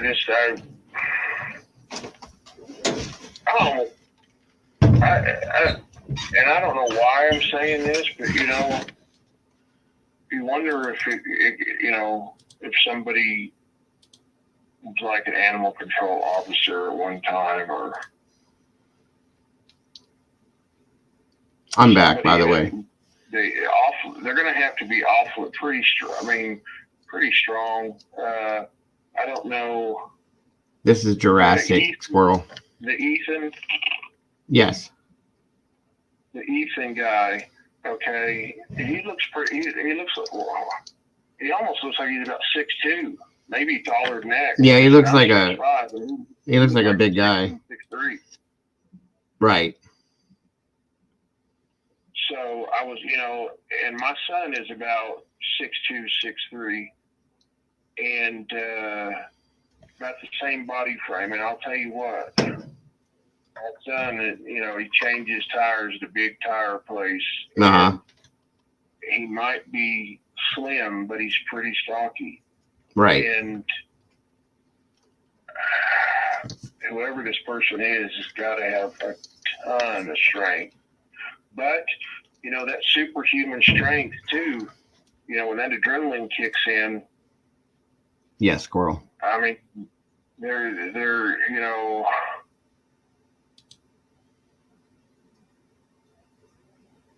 and like I said, the killer may have been on something himself just to get ramped up for that, because sometimes that's the case.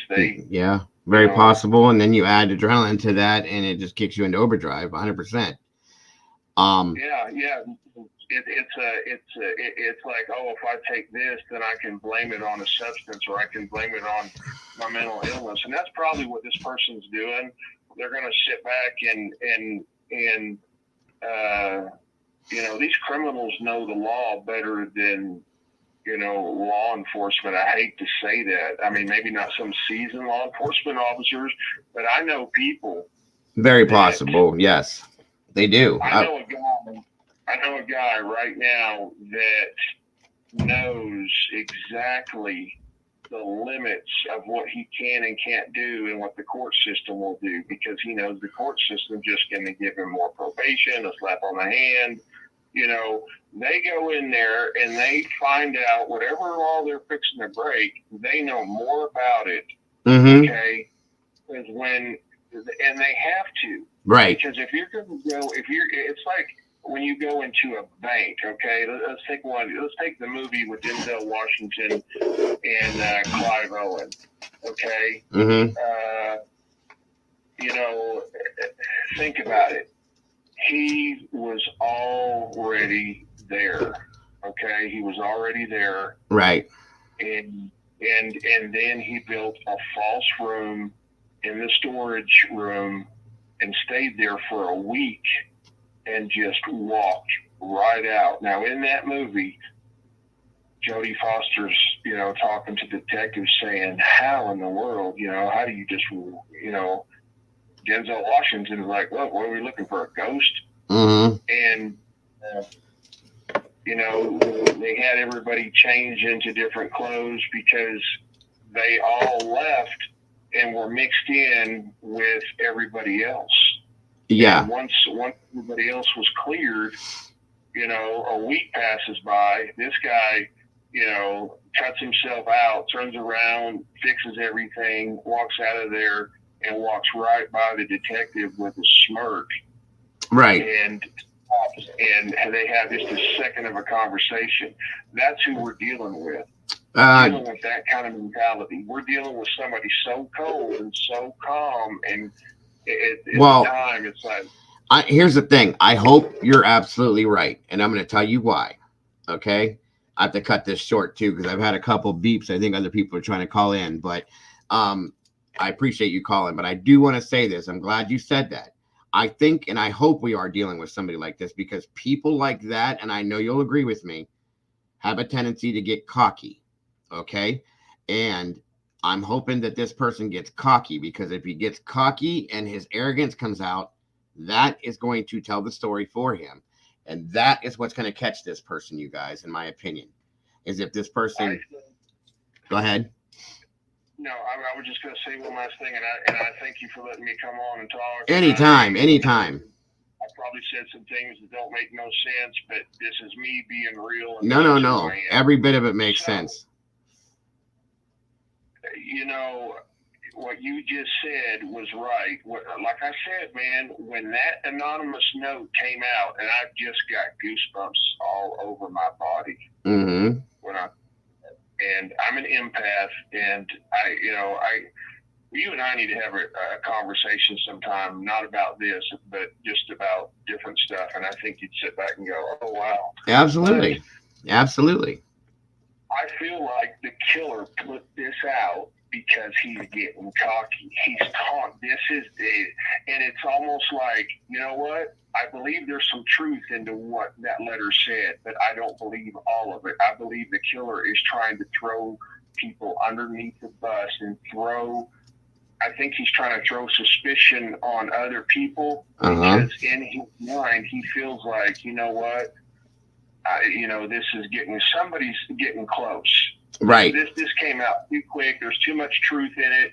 It's jumbled truth. It's almost like broken English, but I'm telling you, brother, this guy is getting cocky. I agree. And I've got another deep gut feeling, but I don't even want to talk about it until I watch more of these interviews because I'm having somebody else look at it he's my best friend. He's 72 years old, and he was the head chief here of the and I mean, everybody probably knows where I'm at anyway, but he was the head chief here. He retired in 2003 for the, every state has their own local, like FBI, you know what I'm talking about? Yeah. State agencies. Right. Well, he was in charge of that, and he had a detective that I built an outdoor kitchen for, and I said, yeah, I built that for so-and-so, and he said, wow, man, that's great. And I said, I just want, I was doing dog houses and bird houses and built that. But he goes, yeah, Andy was one of my best detectives. I'm not going to say his last name. No. He says first.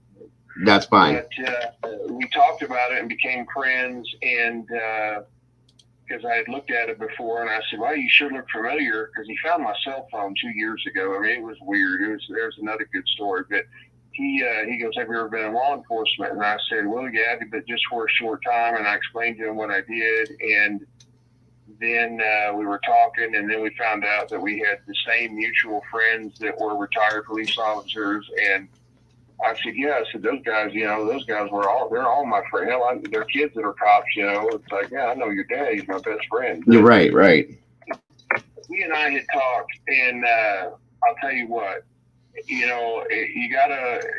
not what you know. It's what you can prove in court. And that's what these investigators are, trying to get through to everybody. Listen, we all know that, there's a lot of stuff out there that they probably took in consideration and are still looking at. Mm-hmm. As a person and putting in, like I said, it's not what you know, it's what you can prove in court. And that's what they're looking at. 100%. Look, 100%. We want to be 100% sure because if they charge the wrong person, you know, I mean, this case is already just on the balance line. I mean, you know, and I feel bad for Mr. Gonzalez. I can't even say his last name, but it's not, doesn't have a Z in it. It's G-O-C. Goncalves. I almost want to say like concave, but it's like Gonzalez. It's like Goncalves. I think it's pronounced Goncalves. Goncalves. Okay. Yes. And so yeah, it's, you know, man, I just, you know, I really believe that person, if that wasn't the killer putting that out, then it was somebody that's involved with this killer. And like I said, you know, it's like, oh, you go do the killings and we'll get rid of everything else. And we're fraternity brothers and we're going to make a pact. Because you know how those guys stick together. That's a very, very highly likeliness. I promise you that. Yes. And if they're that arrogant, trust me, they can keep their mouth shut. But this was planned good. I mean, I would almost look at political science majors. Well, there could be. That very well could be. I would look at people that are looking to be attorneys. You know, I would look into all that. I mean, because this is somebody that knows the law to a certain degree, but is pushing the balance of the line of how far they can go. Okay. Mm-hmm. So I absolutely agree. I'm long-winded. No, it's okay. It's okay. You know, because there's other stuff out there that I'm interested in, and I'm not a true crime person, okay? But I've always been that person that was like, you know what? I'm not the smartest person. I don't know everything, but, you know, I think I could offer something to that, you know, with everybody's opinion, you know, I've heard them all. And I was like, yeah, I can't go with that. It just doesn't, you know, it just, you know, it's kind of like making a mixed drink. It's like, it's like, yeah, that might look good, or yeah, that might, no, I don't think that's what they use. No, and you just can't get it right. That's where these investigators are at. They're in this lab with all the evidence, and they're going through every scenario. Trust me, I guarantee you, they've got scenarios that we probably haven't even thought of yet. Oh, I'm sure. I'm sure. Nothing is off the table. And what's got me, and I know and someone's probably going to go to him if, you know, and this is the one thing that's really got me curious. You know, he said some things about his daughter, Steve, and then, you know, the detective said, hey, you know, this really isn't fair to the other victims the way he's describing this stuff, because these other parents really probably don't want to hear that. And so he's, you know, I know he's upset. I know he's wired, but for him to throw all that out and to realize when they're telling him, look, stop, dude. It's like, don't say it's a tear or this, because we really don't know yet. Wait till we get this other pathology. It's like he's like in this big hurry, and I understand it and I get it. And, you know, maybe in his mind, he thinks, well, if the killer knows, you know, I almost wonder if he doesn't have an idea, because he keeps saying cowards, and it's almost like, why are you afraid to even think about charging this person? You know, why? Because who they are, and right, who their parents are. I mean, who are they? Judges? You know, I mean, think about that. You know, judges, lawyers, people. You know, I don't know how much money's in that town. Doctors and surgeons and all that. Yeah.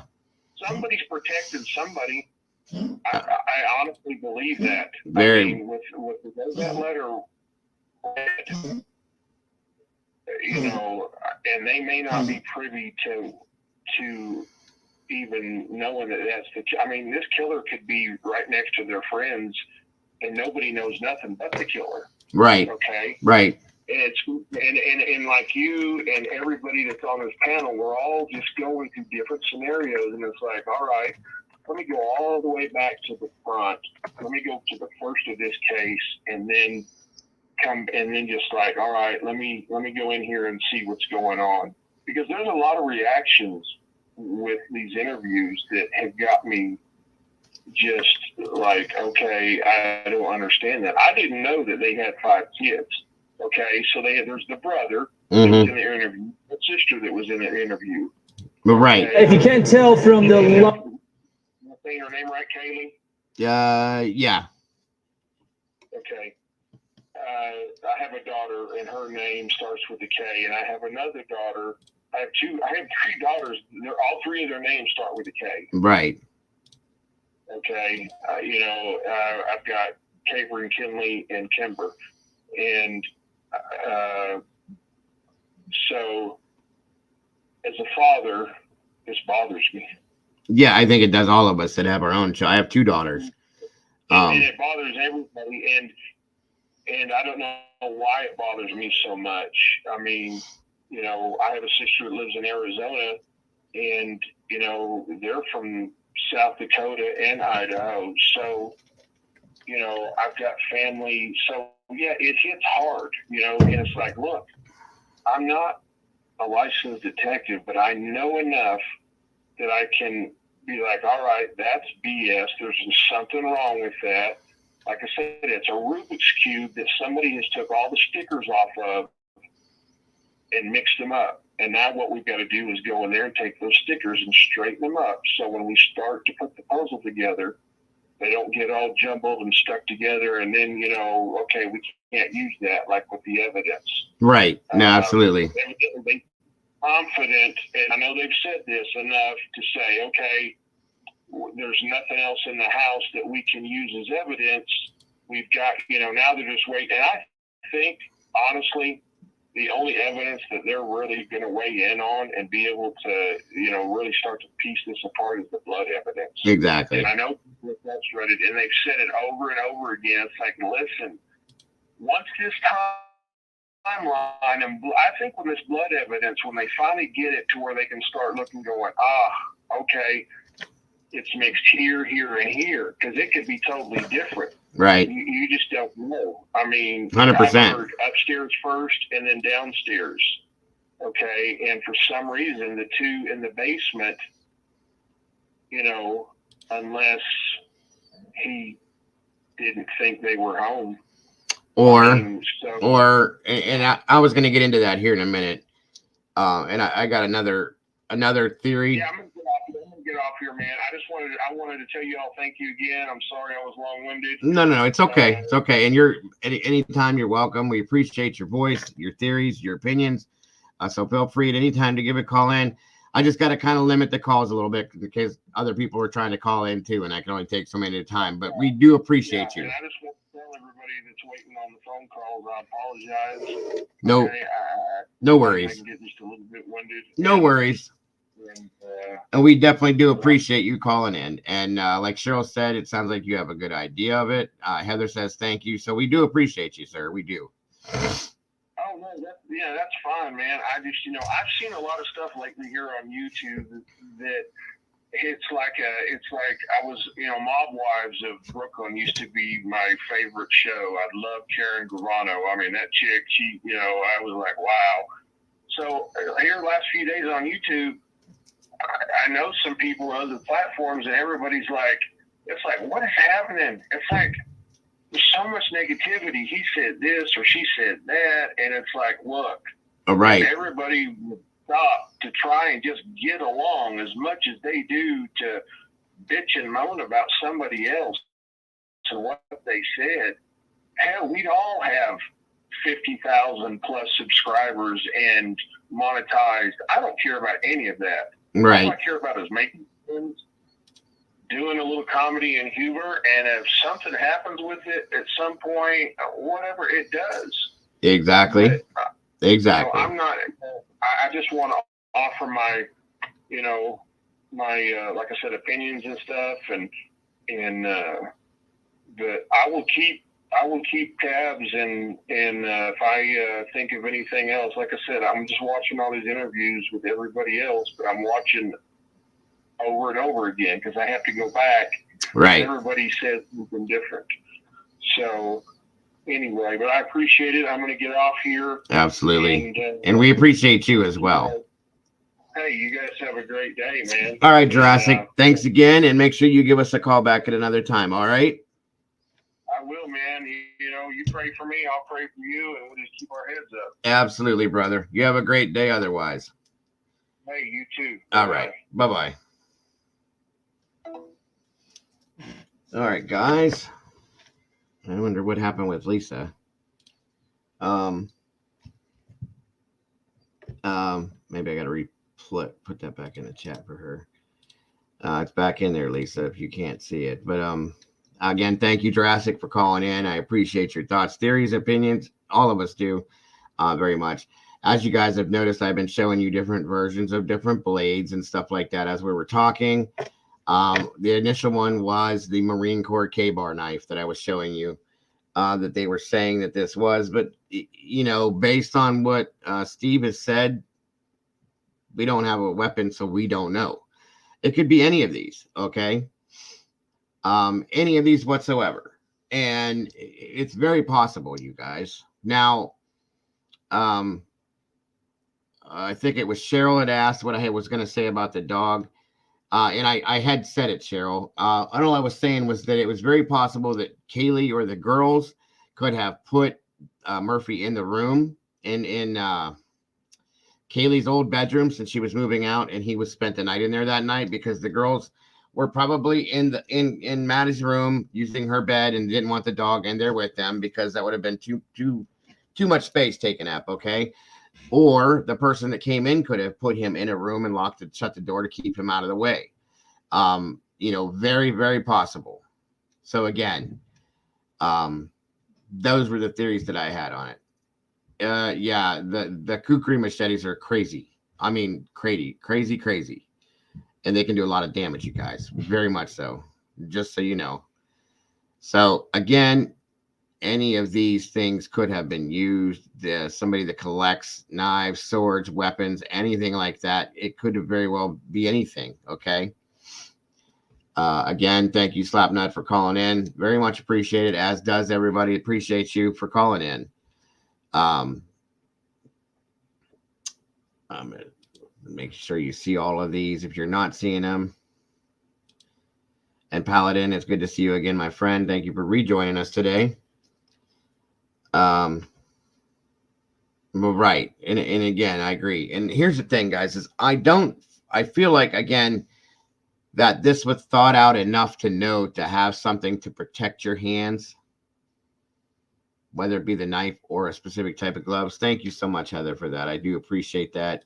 Anybody that would like to support me and or the channel via my Venmo, Cash App, and or PayPal, it's very much appreciated through my whole family. As of right now, guys, it's all going to Christmas. So anybody that has done it, thank you so much.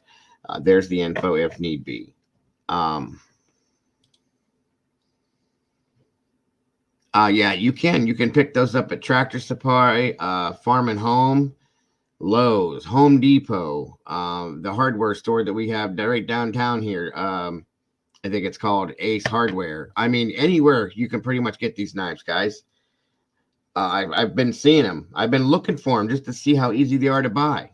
You can go to Facebook, or not Facebook, but Amazon, and pick one up right now if you want to. It can just be anything. I know a lot of people. I have a couple friends that collect different kinds of knives. Very easy to get a hold of. Harbor Freight carries them. Molly's correct. That is a fact.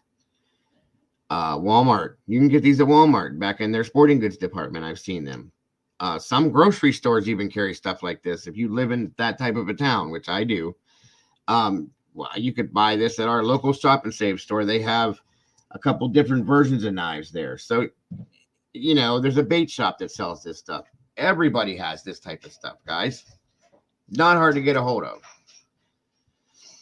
But again, in my opinion, the person that did this already had this type of a knife.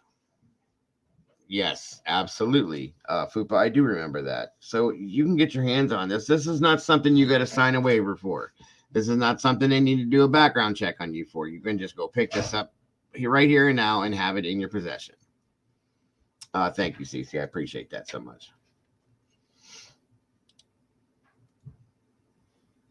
That's very possible.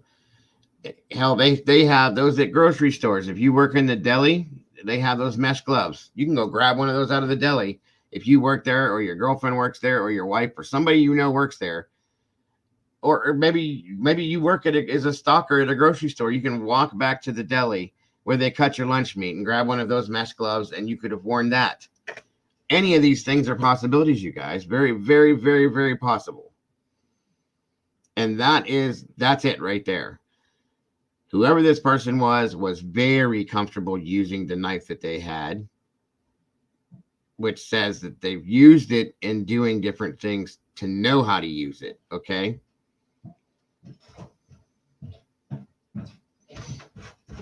I've seen that, Cheryl. I have seen that. Definitely. There's gloves.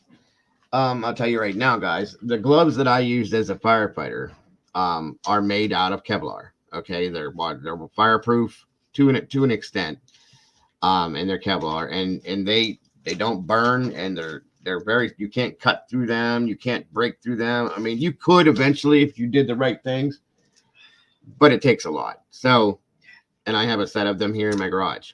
I'm just telling you, they're very strong gloves. 1 second, everyone.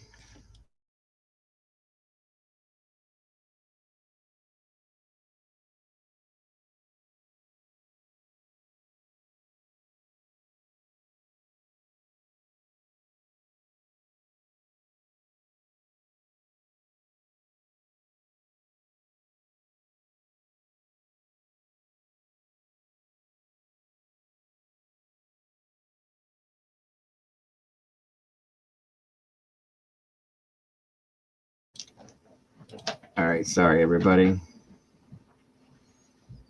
That's very, very true, Paladin. Mine, in fact, had a they have a pad that was sewn into it because of using hoses and axes and stuff to keep it from slipping, because our gloves would get wet and they wouldn't want the hose to slip on your hand and all that. So we actually had a lot of grip on those. So it could be ex-military. It could be that they're related to somebody that's ex-military. That could be that they, law enforcement, fire service, EMS, any of that type of thing. Very possible. Very, very possible, Paladin. That's quite all right, Smoothie. Quite all right. You got plenty of time to get ready, because Friday you can make all the noise you want, my dear. And I expect you to.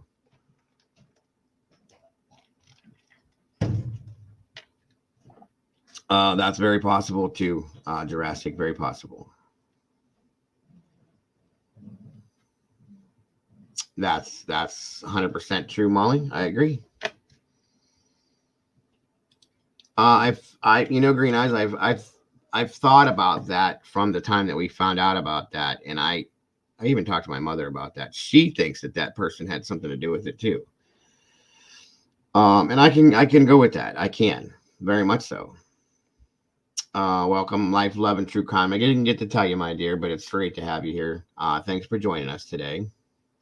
Yeah, you can get all that stuff on Amazon, you guys. I can go right now and order any of that stuff right now and have it within 5 days, if even that. Well, yeah, probably about 5 days, because it's Christmas holiday. I have Prime, but like I said, I could still probably have it within 5 days, you guys. Very quick and easy, without fail. So I hope Lisa's okay. I don't know what happened to her. Let me see where she is.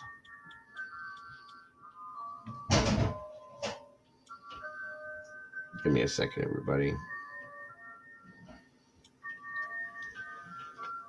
That's good to know, Shmoobie. I can't wait, hon. Yeah, it does happen, though. I'm just saying, quick, fast, and in a hurry, you can get these things if need be. And I agree with you on that, too, Green Eyes.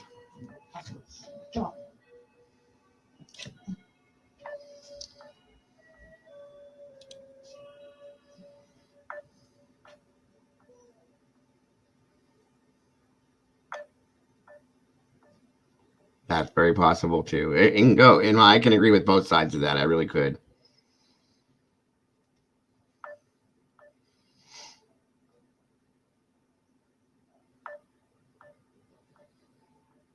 I could see it from both sides. Okay, well, she's not answering.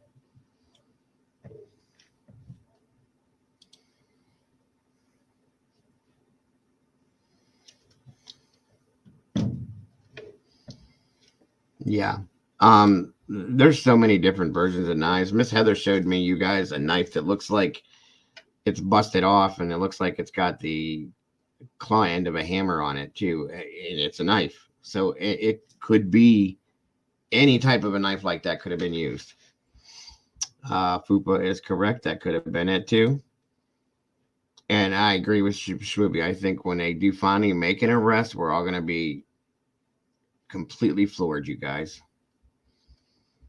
Completely and totally floored.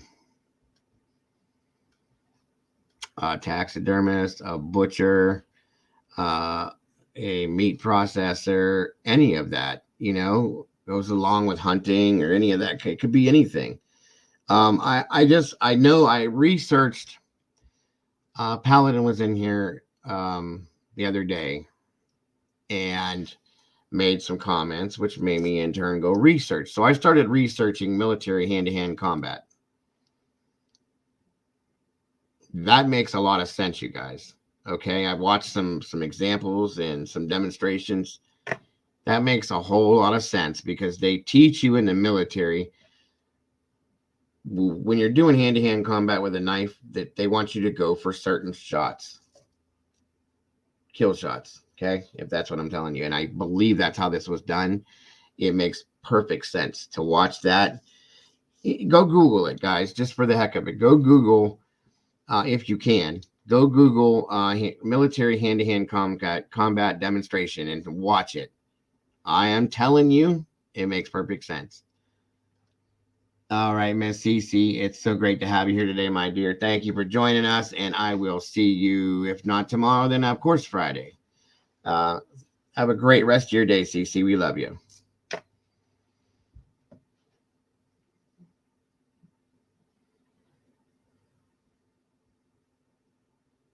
It's a fact over, Mom. Very, very much so.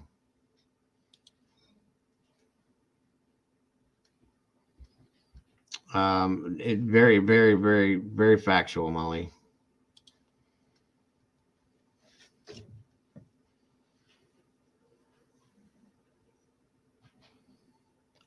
Possible Jurassic, very possible. That's true. Like I said, you could watch video after video after video after video of the same type of thing and learn that type of a thing. Red's right, you could have some type of a self-defense training, learn that. Typically, you're going to get the best part of it being in the military. But if you have, say you have an uncle or an older brother or your father was in the military and taught you that, you could still learn it, okay?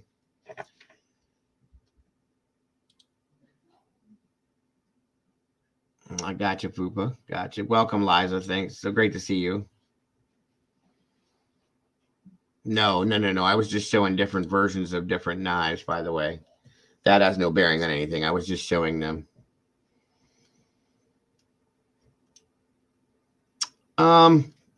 As far as that goes, Paladin, I agree with half of it. The other half, I feel like there had to have been some sort of rage involved to. Okay. For as many wounds as there were per person, I feel like there was some kind of a rage to it and that's my opinion though. You have yours, I have mine, and I can agree with yours. You don't have to agree with my opinion. Absolutely. That's what this is all about. That's why we do this. So, I can see your side of things. At the same time, I can see my side of things too, of course. So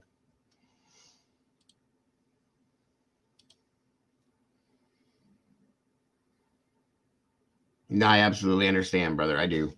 I know what you did and where you've been. So I absolutely can see why you say what you do without fail. 100%, Fupa. That's 100% true.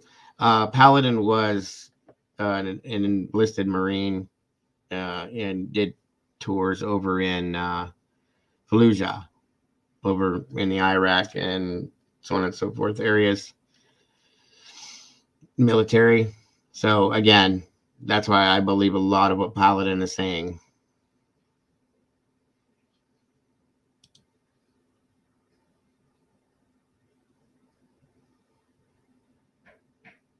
And that's just so everybody understands why he is able to say these things.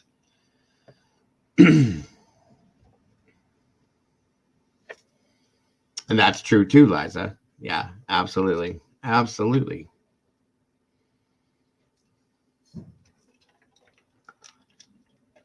Mm-hmm. I agree with that one. Red for sure.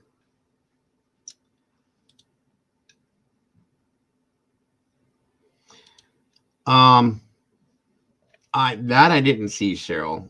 I wasn't sure exactly what um Jurassic was talking about.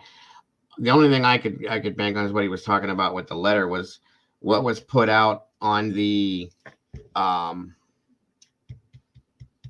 4chan, the posts that were put up were talking and describing different things. That's what I thought he was talking about. I may be wrong.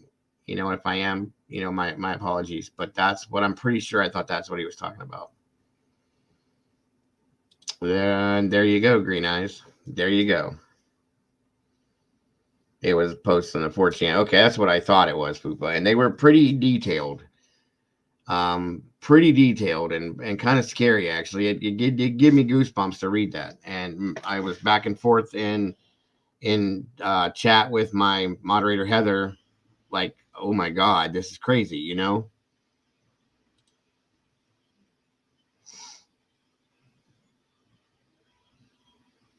Right. And that's the thing. Just because you know how to do this doesn't mean you would want to do this. There was something in behind this that provoked it, obviously. And sadly, my son was Army too. It's good to know, Green Eyes.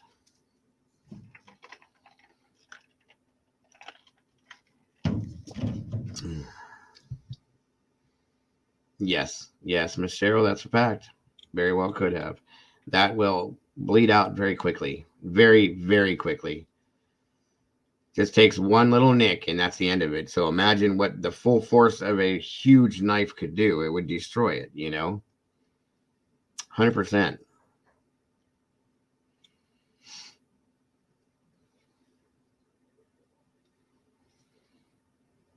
Right, Liza, I know what you're saying. Oh, yeah, movie. And there was a lot of bad stuff in there this past few days that I saw about this whole thing. Never had I ever even heard of this 4chan thing. And I started reading these things, and it's like, wait a minute, what is this? Okay. Well, and here's something else, you guys. Understand, this is something I'm going to show you real quick that Heather was showing me. People keep talking about these knives slipping and doing this and doing that. They make knives, you guys, just so you know. This is a listed as a military survival knife. Do you see the grip on it? Okay. That is not slipping and going anywhere. Just saying.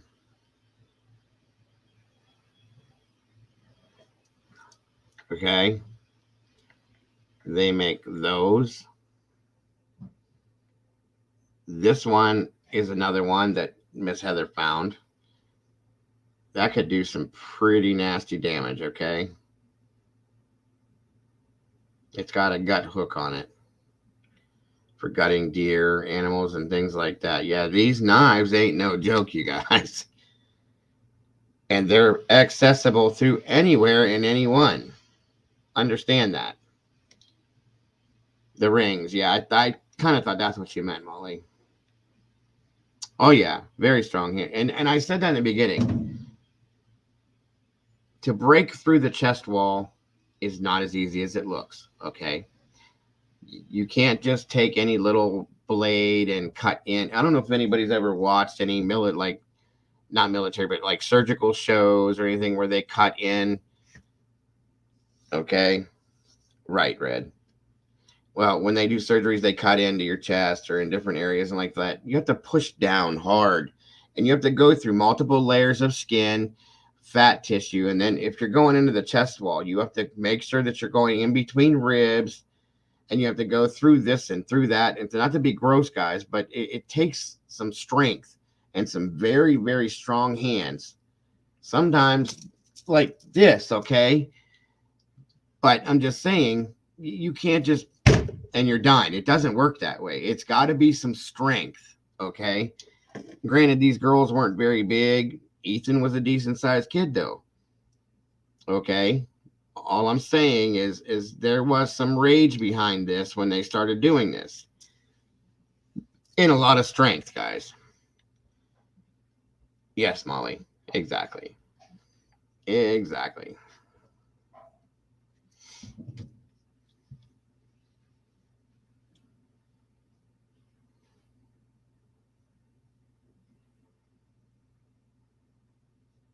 Hold on, everybody. I'm sorry.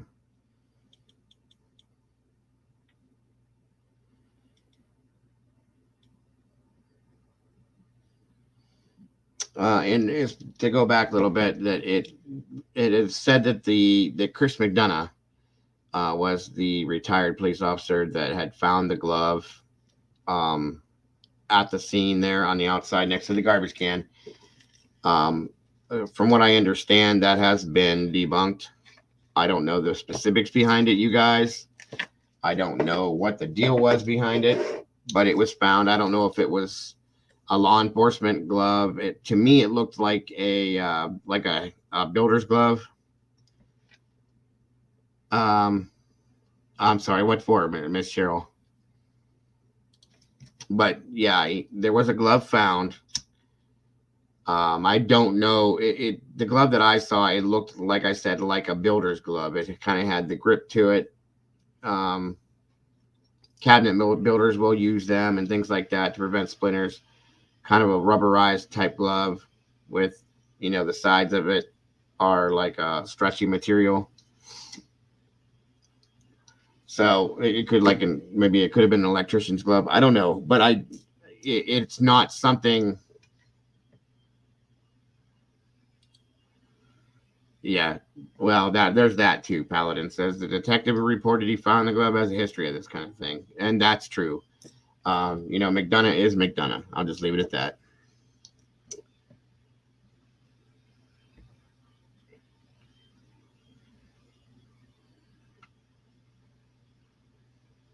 Yeah, no, I got you. I get it, Jurassic. I absolutely get it.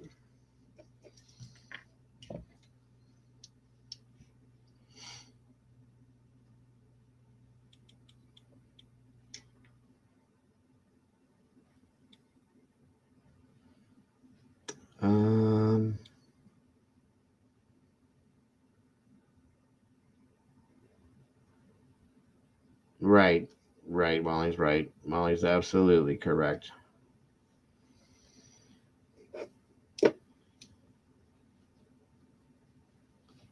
Again, guys, for those of you that have come in here, if you haven't, please hit that like button, especially if you're enjoying the show today. I very much appreciate that. And it does help out the channel very much. Like a jersey glove. There's different names for different, like people call different things, Molly, but you very well could be right, hon. My ex-wife stabbed me once, but it wasn't nothing big, so. She stabbed me twice, actually. Once with a fork, once with a knife. The first time I had on a starter jacket, really thick, puffy one, that saved me. But the other time I got stabbed, so. She wasn't a very friendly person. I'll just put it that way.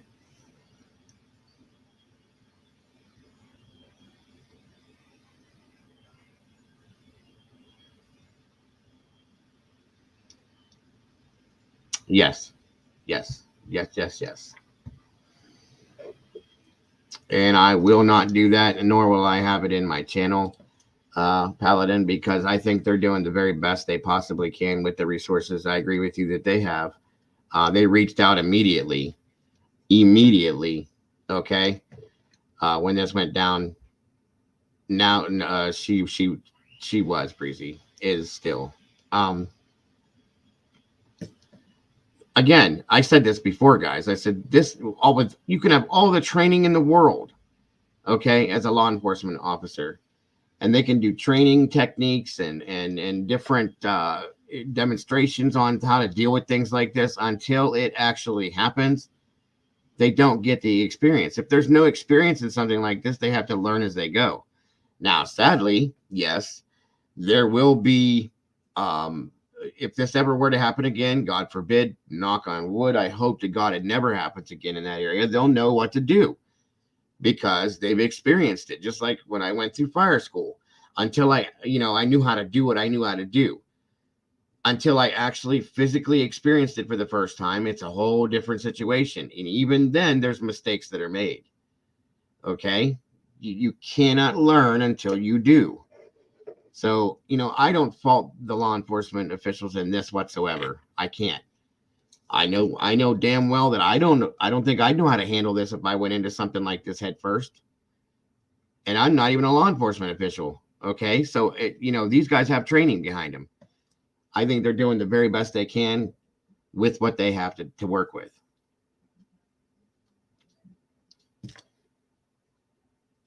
And that's another thing too, guys. I told you guys it took them 7 to 8 days to process, if not longer, to process because of all the blood. They had to process the scene and this and that and all the evidence and all the digital evidence that they have to I mean, there's a lot to this. There were 4 victims, not 1. 4. It would have taken long enough with just 1 person, let alone 4. People need to give them a break. And I'm not saying anybody in here wasn't, but there's a lot of people that are riding them right now. And it's like, let it be. Let them be. Leave them alone and let them do their jobs.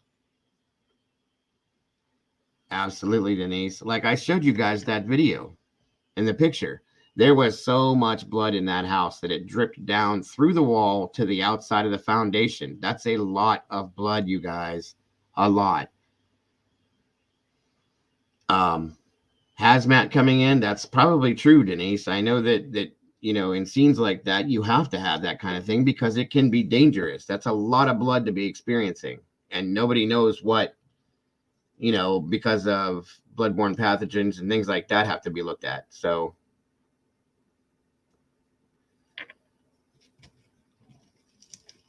in some senses, Seabreeze, yeah. And there's always those clinicals, when you do medic training, EMS training, you do clinicals, ride-alongs, this and that. But you still don't ever, it's not an everyday thing to experience something this big. Do you see what I'm saying? Like, even in bigger cities and bigger towns, how often do you see a quadruple murder happen, you guys, anywhere? It's not a regular thing. They may happen, within hours of each other, but, one and then a few hours later, another one, and then a few hours later, another one. Not like this. Not like this.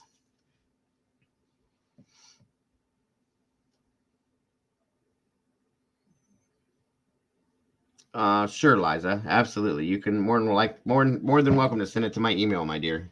And I appreciate that. Welcome, Satin. Good to see you.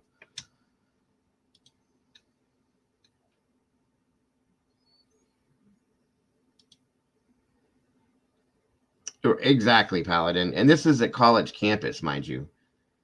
Okay, it's supposed to be a safe place, I guess you could say. So they don't staff nor coordinate to do things like this on a regular basis. They very rarely even do disaster trainings. Okay, I know that for a fact. I live in a very small town. They don't do disaster trainings, but they need to. Okay. A couple of the departments that I worked for didn't do disaster trainings or deal with things like this, mass casualties and stuff like that. They are now, sadly, because of the things that have happened in the recent past and presently. But yeah, and that bingo. Thank you for making that comment, Shmovie. That's it right there in a nutshell, you guys. If you understand what she's saying right there, because when they teach you CPR, you do it on a dummy, okay? And the dummies are made to be and feel like a real human being. The chest compressions, the chest caves like it's supposed to. You even feel in some of these newer dummies how the ribs break, okay? It's not the same thing until you do it. The first time I ever did it, I rode a 350-pound man from I think we had to roll 25 miles to get to the hospital. I rode this guy sitting on him doing chest compressions the entire way, and I couldn't stop because the other guy that was there working with me was bagging the guy and doing the other thing. So I had to do this. 25 miles I rode that. I was exhausted, you guys. And I wasn't sure 100% of what I was doing because it's the first time I'd ever done it. You know what I mean? Even though I had done it on the dummies and in practice sessions and things like that. Completely different situations. Certain clinicals are real life. See, if you're, and I shouldn't say if you're lucky enough to have these things, I've been in real life clinical situations, yes. But this mass amount of it is very odd to see. Heather, can you put my email in chat, please, for me? Or one of the moderators, please? I would appreciate it. For Liza, please.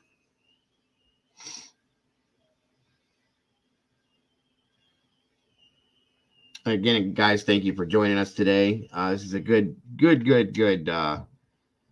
stream going on we have here. I'm very impressed with it. Think tank, a lot of output and input coming into it. I appreciate it all from you guys. Very much do. Amen to that one. Amen to that. Thank you, Moscow Police Department. I hope you get a few hugs along the way and Godspeed. 100%, brother, 100%.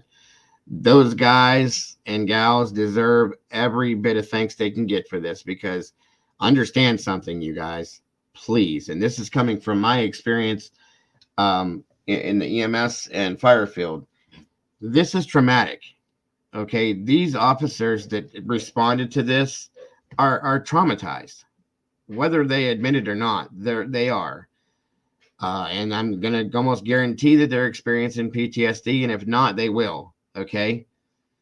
You know, they're experiencing the same thing that the students in that area are, that some of the families are. They're still seeing these 4 children deceased, and in the way that it was done, it's hard, guys. It's a very hard thing to look at. Anyone that's been in any kind of a position like this, even for instance, well, Paladin is a soldier, and again, thank you for your service, brother. But the things that he has probably had to see and endure doing what he's done, it doesn't just happen and it's okay and it goes away. Even if it's an enemy situation, it still affects us. We're human beings, guys. They all have to go through counseling and therapy in a lot of ways, just as I have, just as he probably has. And I told you before, anytime that a police officer has to use his weapon, and if he were to unalive somebody with doing that, there's therapy involved in that, and it does affect them. These are all facts and points that are true. Exactly, Paladin. Exactly. That's right. I know a couple people that were over there during the war too, that, you know, and I even know an older gentleman that used to talk about when he was in Vietnam. Okay. God bless him. You know, that, you know, a lot of the vets that were in Nam would walk into camps and there'd be children running around, and the kids would want to come to the American soldiers, and like some of these newer soldiers would go to grab for them, and they're like, no, don't touch them. Get away from them. Because they would strap the kids with bombs, you guys, and they would do these things like, you know, suicide bombings and stuff. It's disgusting, but it happened, which traumatizes these soldiers. No lie. This stuff happens, and it has happened. Thank you, Heather. So yeah, all of these things, it mentally breaks us down as people. We're human beings. We're not built to handle these things on a whim. They're hard to deal with. So understand a lot of that.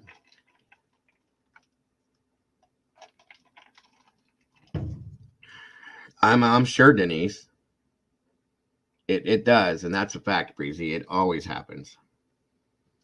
It's horrible. It's horrible to even think about, and it's not something that we do want to think about, but these things do happen. And like I said, that's why I say God bless any soldier that has endured any type of wartime whatsoever, because it's not it's not all, fun and glam by any means whatsoever.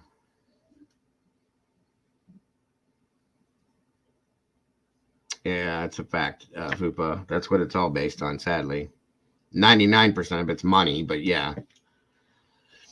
So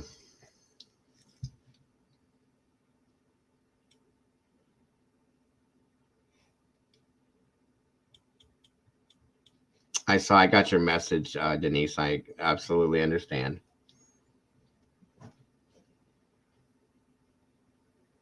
Absolutely. That alone can give you reasons to need counseling, Denise. It's very sad and very hard to see and or hear.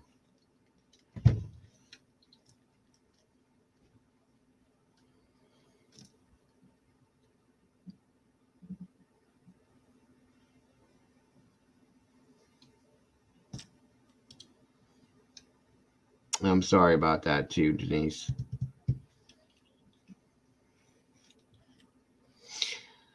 All right, everybody. Well, I appreciate you guys joining me today. My son is home from school, and I need to assist him with something very relatively important.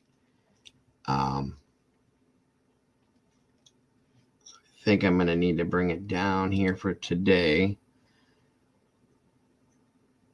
Yeah, I agree, Paladin. I do. A lot of these students are saying that they don't want to go back, guys. They don't. Even if they were to find the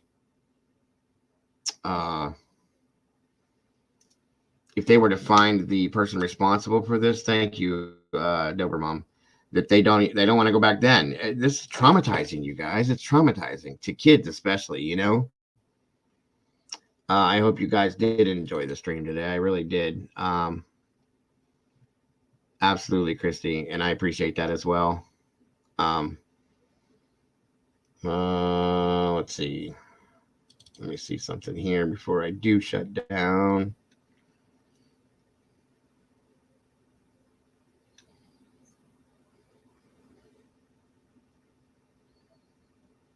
Okay, I see what that was. Dobermom, I appreciate that. I'm gonna go over that too. Very, very, very much appreciated. And Liza sent me the. Yeah, this says this here right here speaks to what I was just talking about, and I want you guys to see this.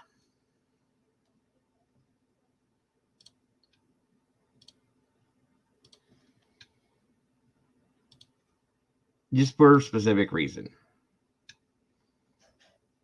Okay. This is one of the officers that responded, okay? When this first happened. Look at his face. That's okay, Liza.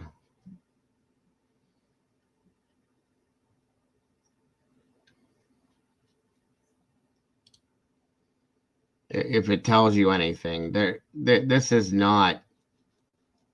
This guy's traumatized. I can promise you it is, or that he is.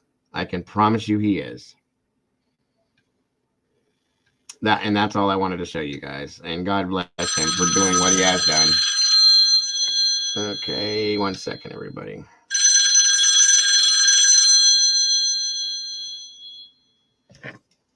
Hello.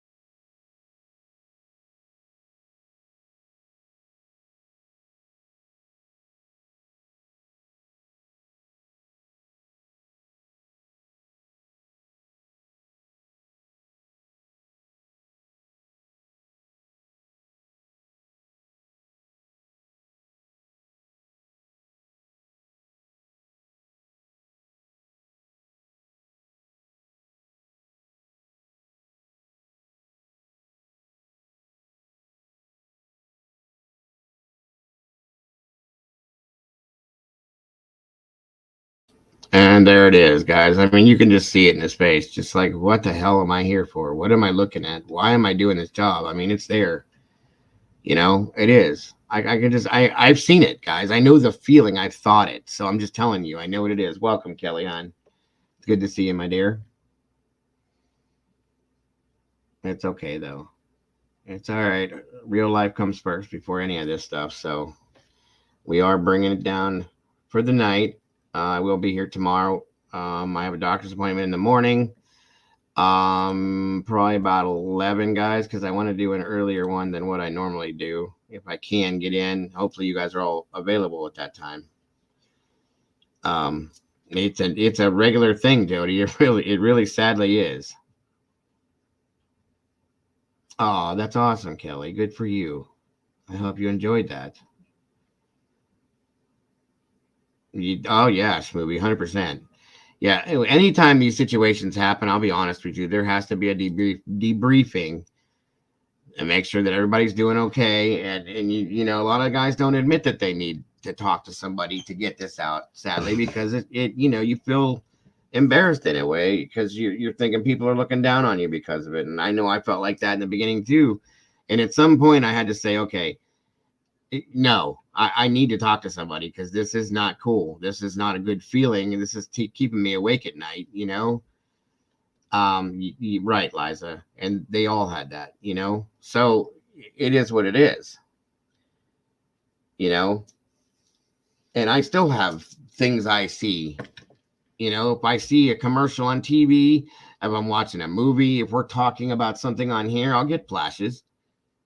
And it's like, oh shit, you know, it sucks a little bit, but you learn how to deal with it and you work through it and you talk to people if you need to talk to people.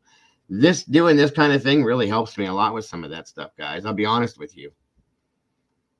That's right. And if you do that, Schmooby, it will cause so many more problems in your life. It really does. I've seen it destroy people, sadly, but it does. It really does. And I hate to see that happen to anybody. I told you, you know, one of my first calls ever was a 5-bedroom house fire. 5 children passed away in that. Every one of them. And the youngest one was one of the youngest ones was the one that I took out of the house that was this big. Okay. I had a child that big at home at that time. So I did what I had to do, did my job, went back to the station, called my wife at the time, went home and broke down. And I couldn't do it. It was like, what did I just do? It happens, guys. It does. This is therapeutic in a lot of ways. I still have those flashbacks here and there, and I still smell those smells, like I've told you before. It just doesn't go away, and it stays there. It stays back here because you want to live a normal life. You don't want people to think you're crazy. You don't want people to look at you like you're nuts because certain things bother you. But somebody's got to do these jobs, you guys, and you can't go through your life working one of these jobs and never encounter a situation like this. If you do, you're the luckiest person that has ever worked as a civil servant in the world. I can promise you that.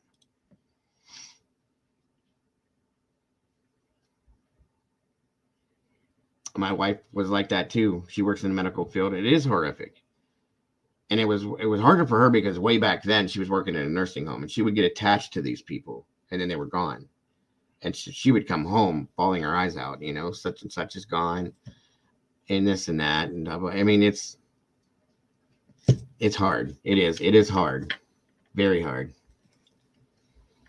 Those are the most factual words in the world. Only people that have gone through any of it will ever understand it. And here's the thing. I would never wish that kind of stuff on my worst enemy because nobody should go through that except somebody that signs up to live that life, to do that for a living, you know, and that's all part of it, guys.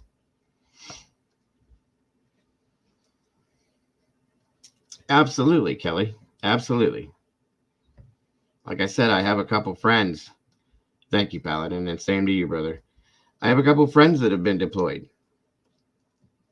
It ain't no joke. And I'll say this, the things that I have been through are nothing. And I mean nothing compared to what soldiers go through. I promise you that. I promise you that.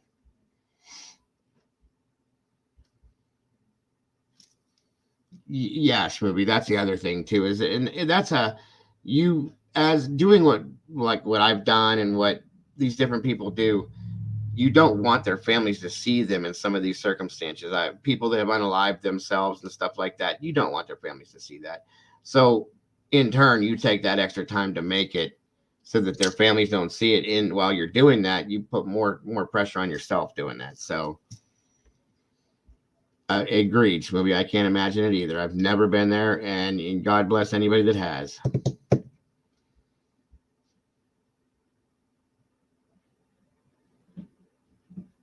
That's a fact too, Paladin. That's a fact. All right, guys. Well, again, I want to thank any one of you and all of you guys for being here. Anybody that may have donated to the Cash App, PayPal, or Venmo to support me in the channel, thank you so much for that. It is so appreciated by me and my family as well. From our hearts, guys. We appreciate that. And again, guys, just to all of you that are just here and supporting the channel, thank you so much for who you are and for being here to do that. We appreciate that more than you know. Moderators, amazing job as always. And guys, I love you guys to death. Each one of you guys, all the new people that are here, thank you so much for joining us. I hope to see you guys every time we go live. I love having you guys here, and I appreciate you guys being here. Thank you so much for that. I will figure out what's going on with Miss Lisa, why that happened. Oh yeah, my wife enjoyed doing that too, Schmooby. She's told me about that multiple times. It's a very sad thing, but a very proud moment. It really is. But again, guys, do me a favor. Continue being who you guys are and don't change for anybody. Don't forget to love yourselves and love each other. I love you guys to death. You guys are great, beautiful people. Have a great rest of your day, and I will see you guys soon. Bye-bye.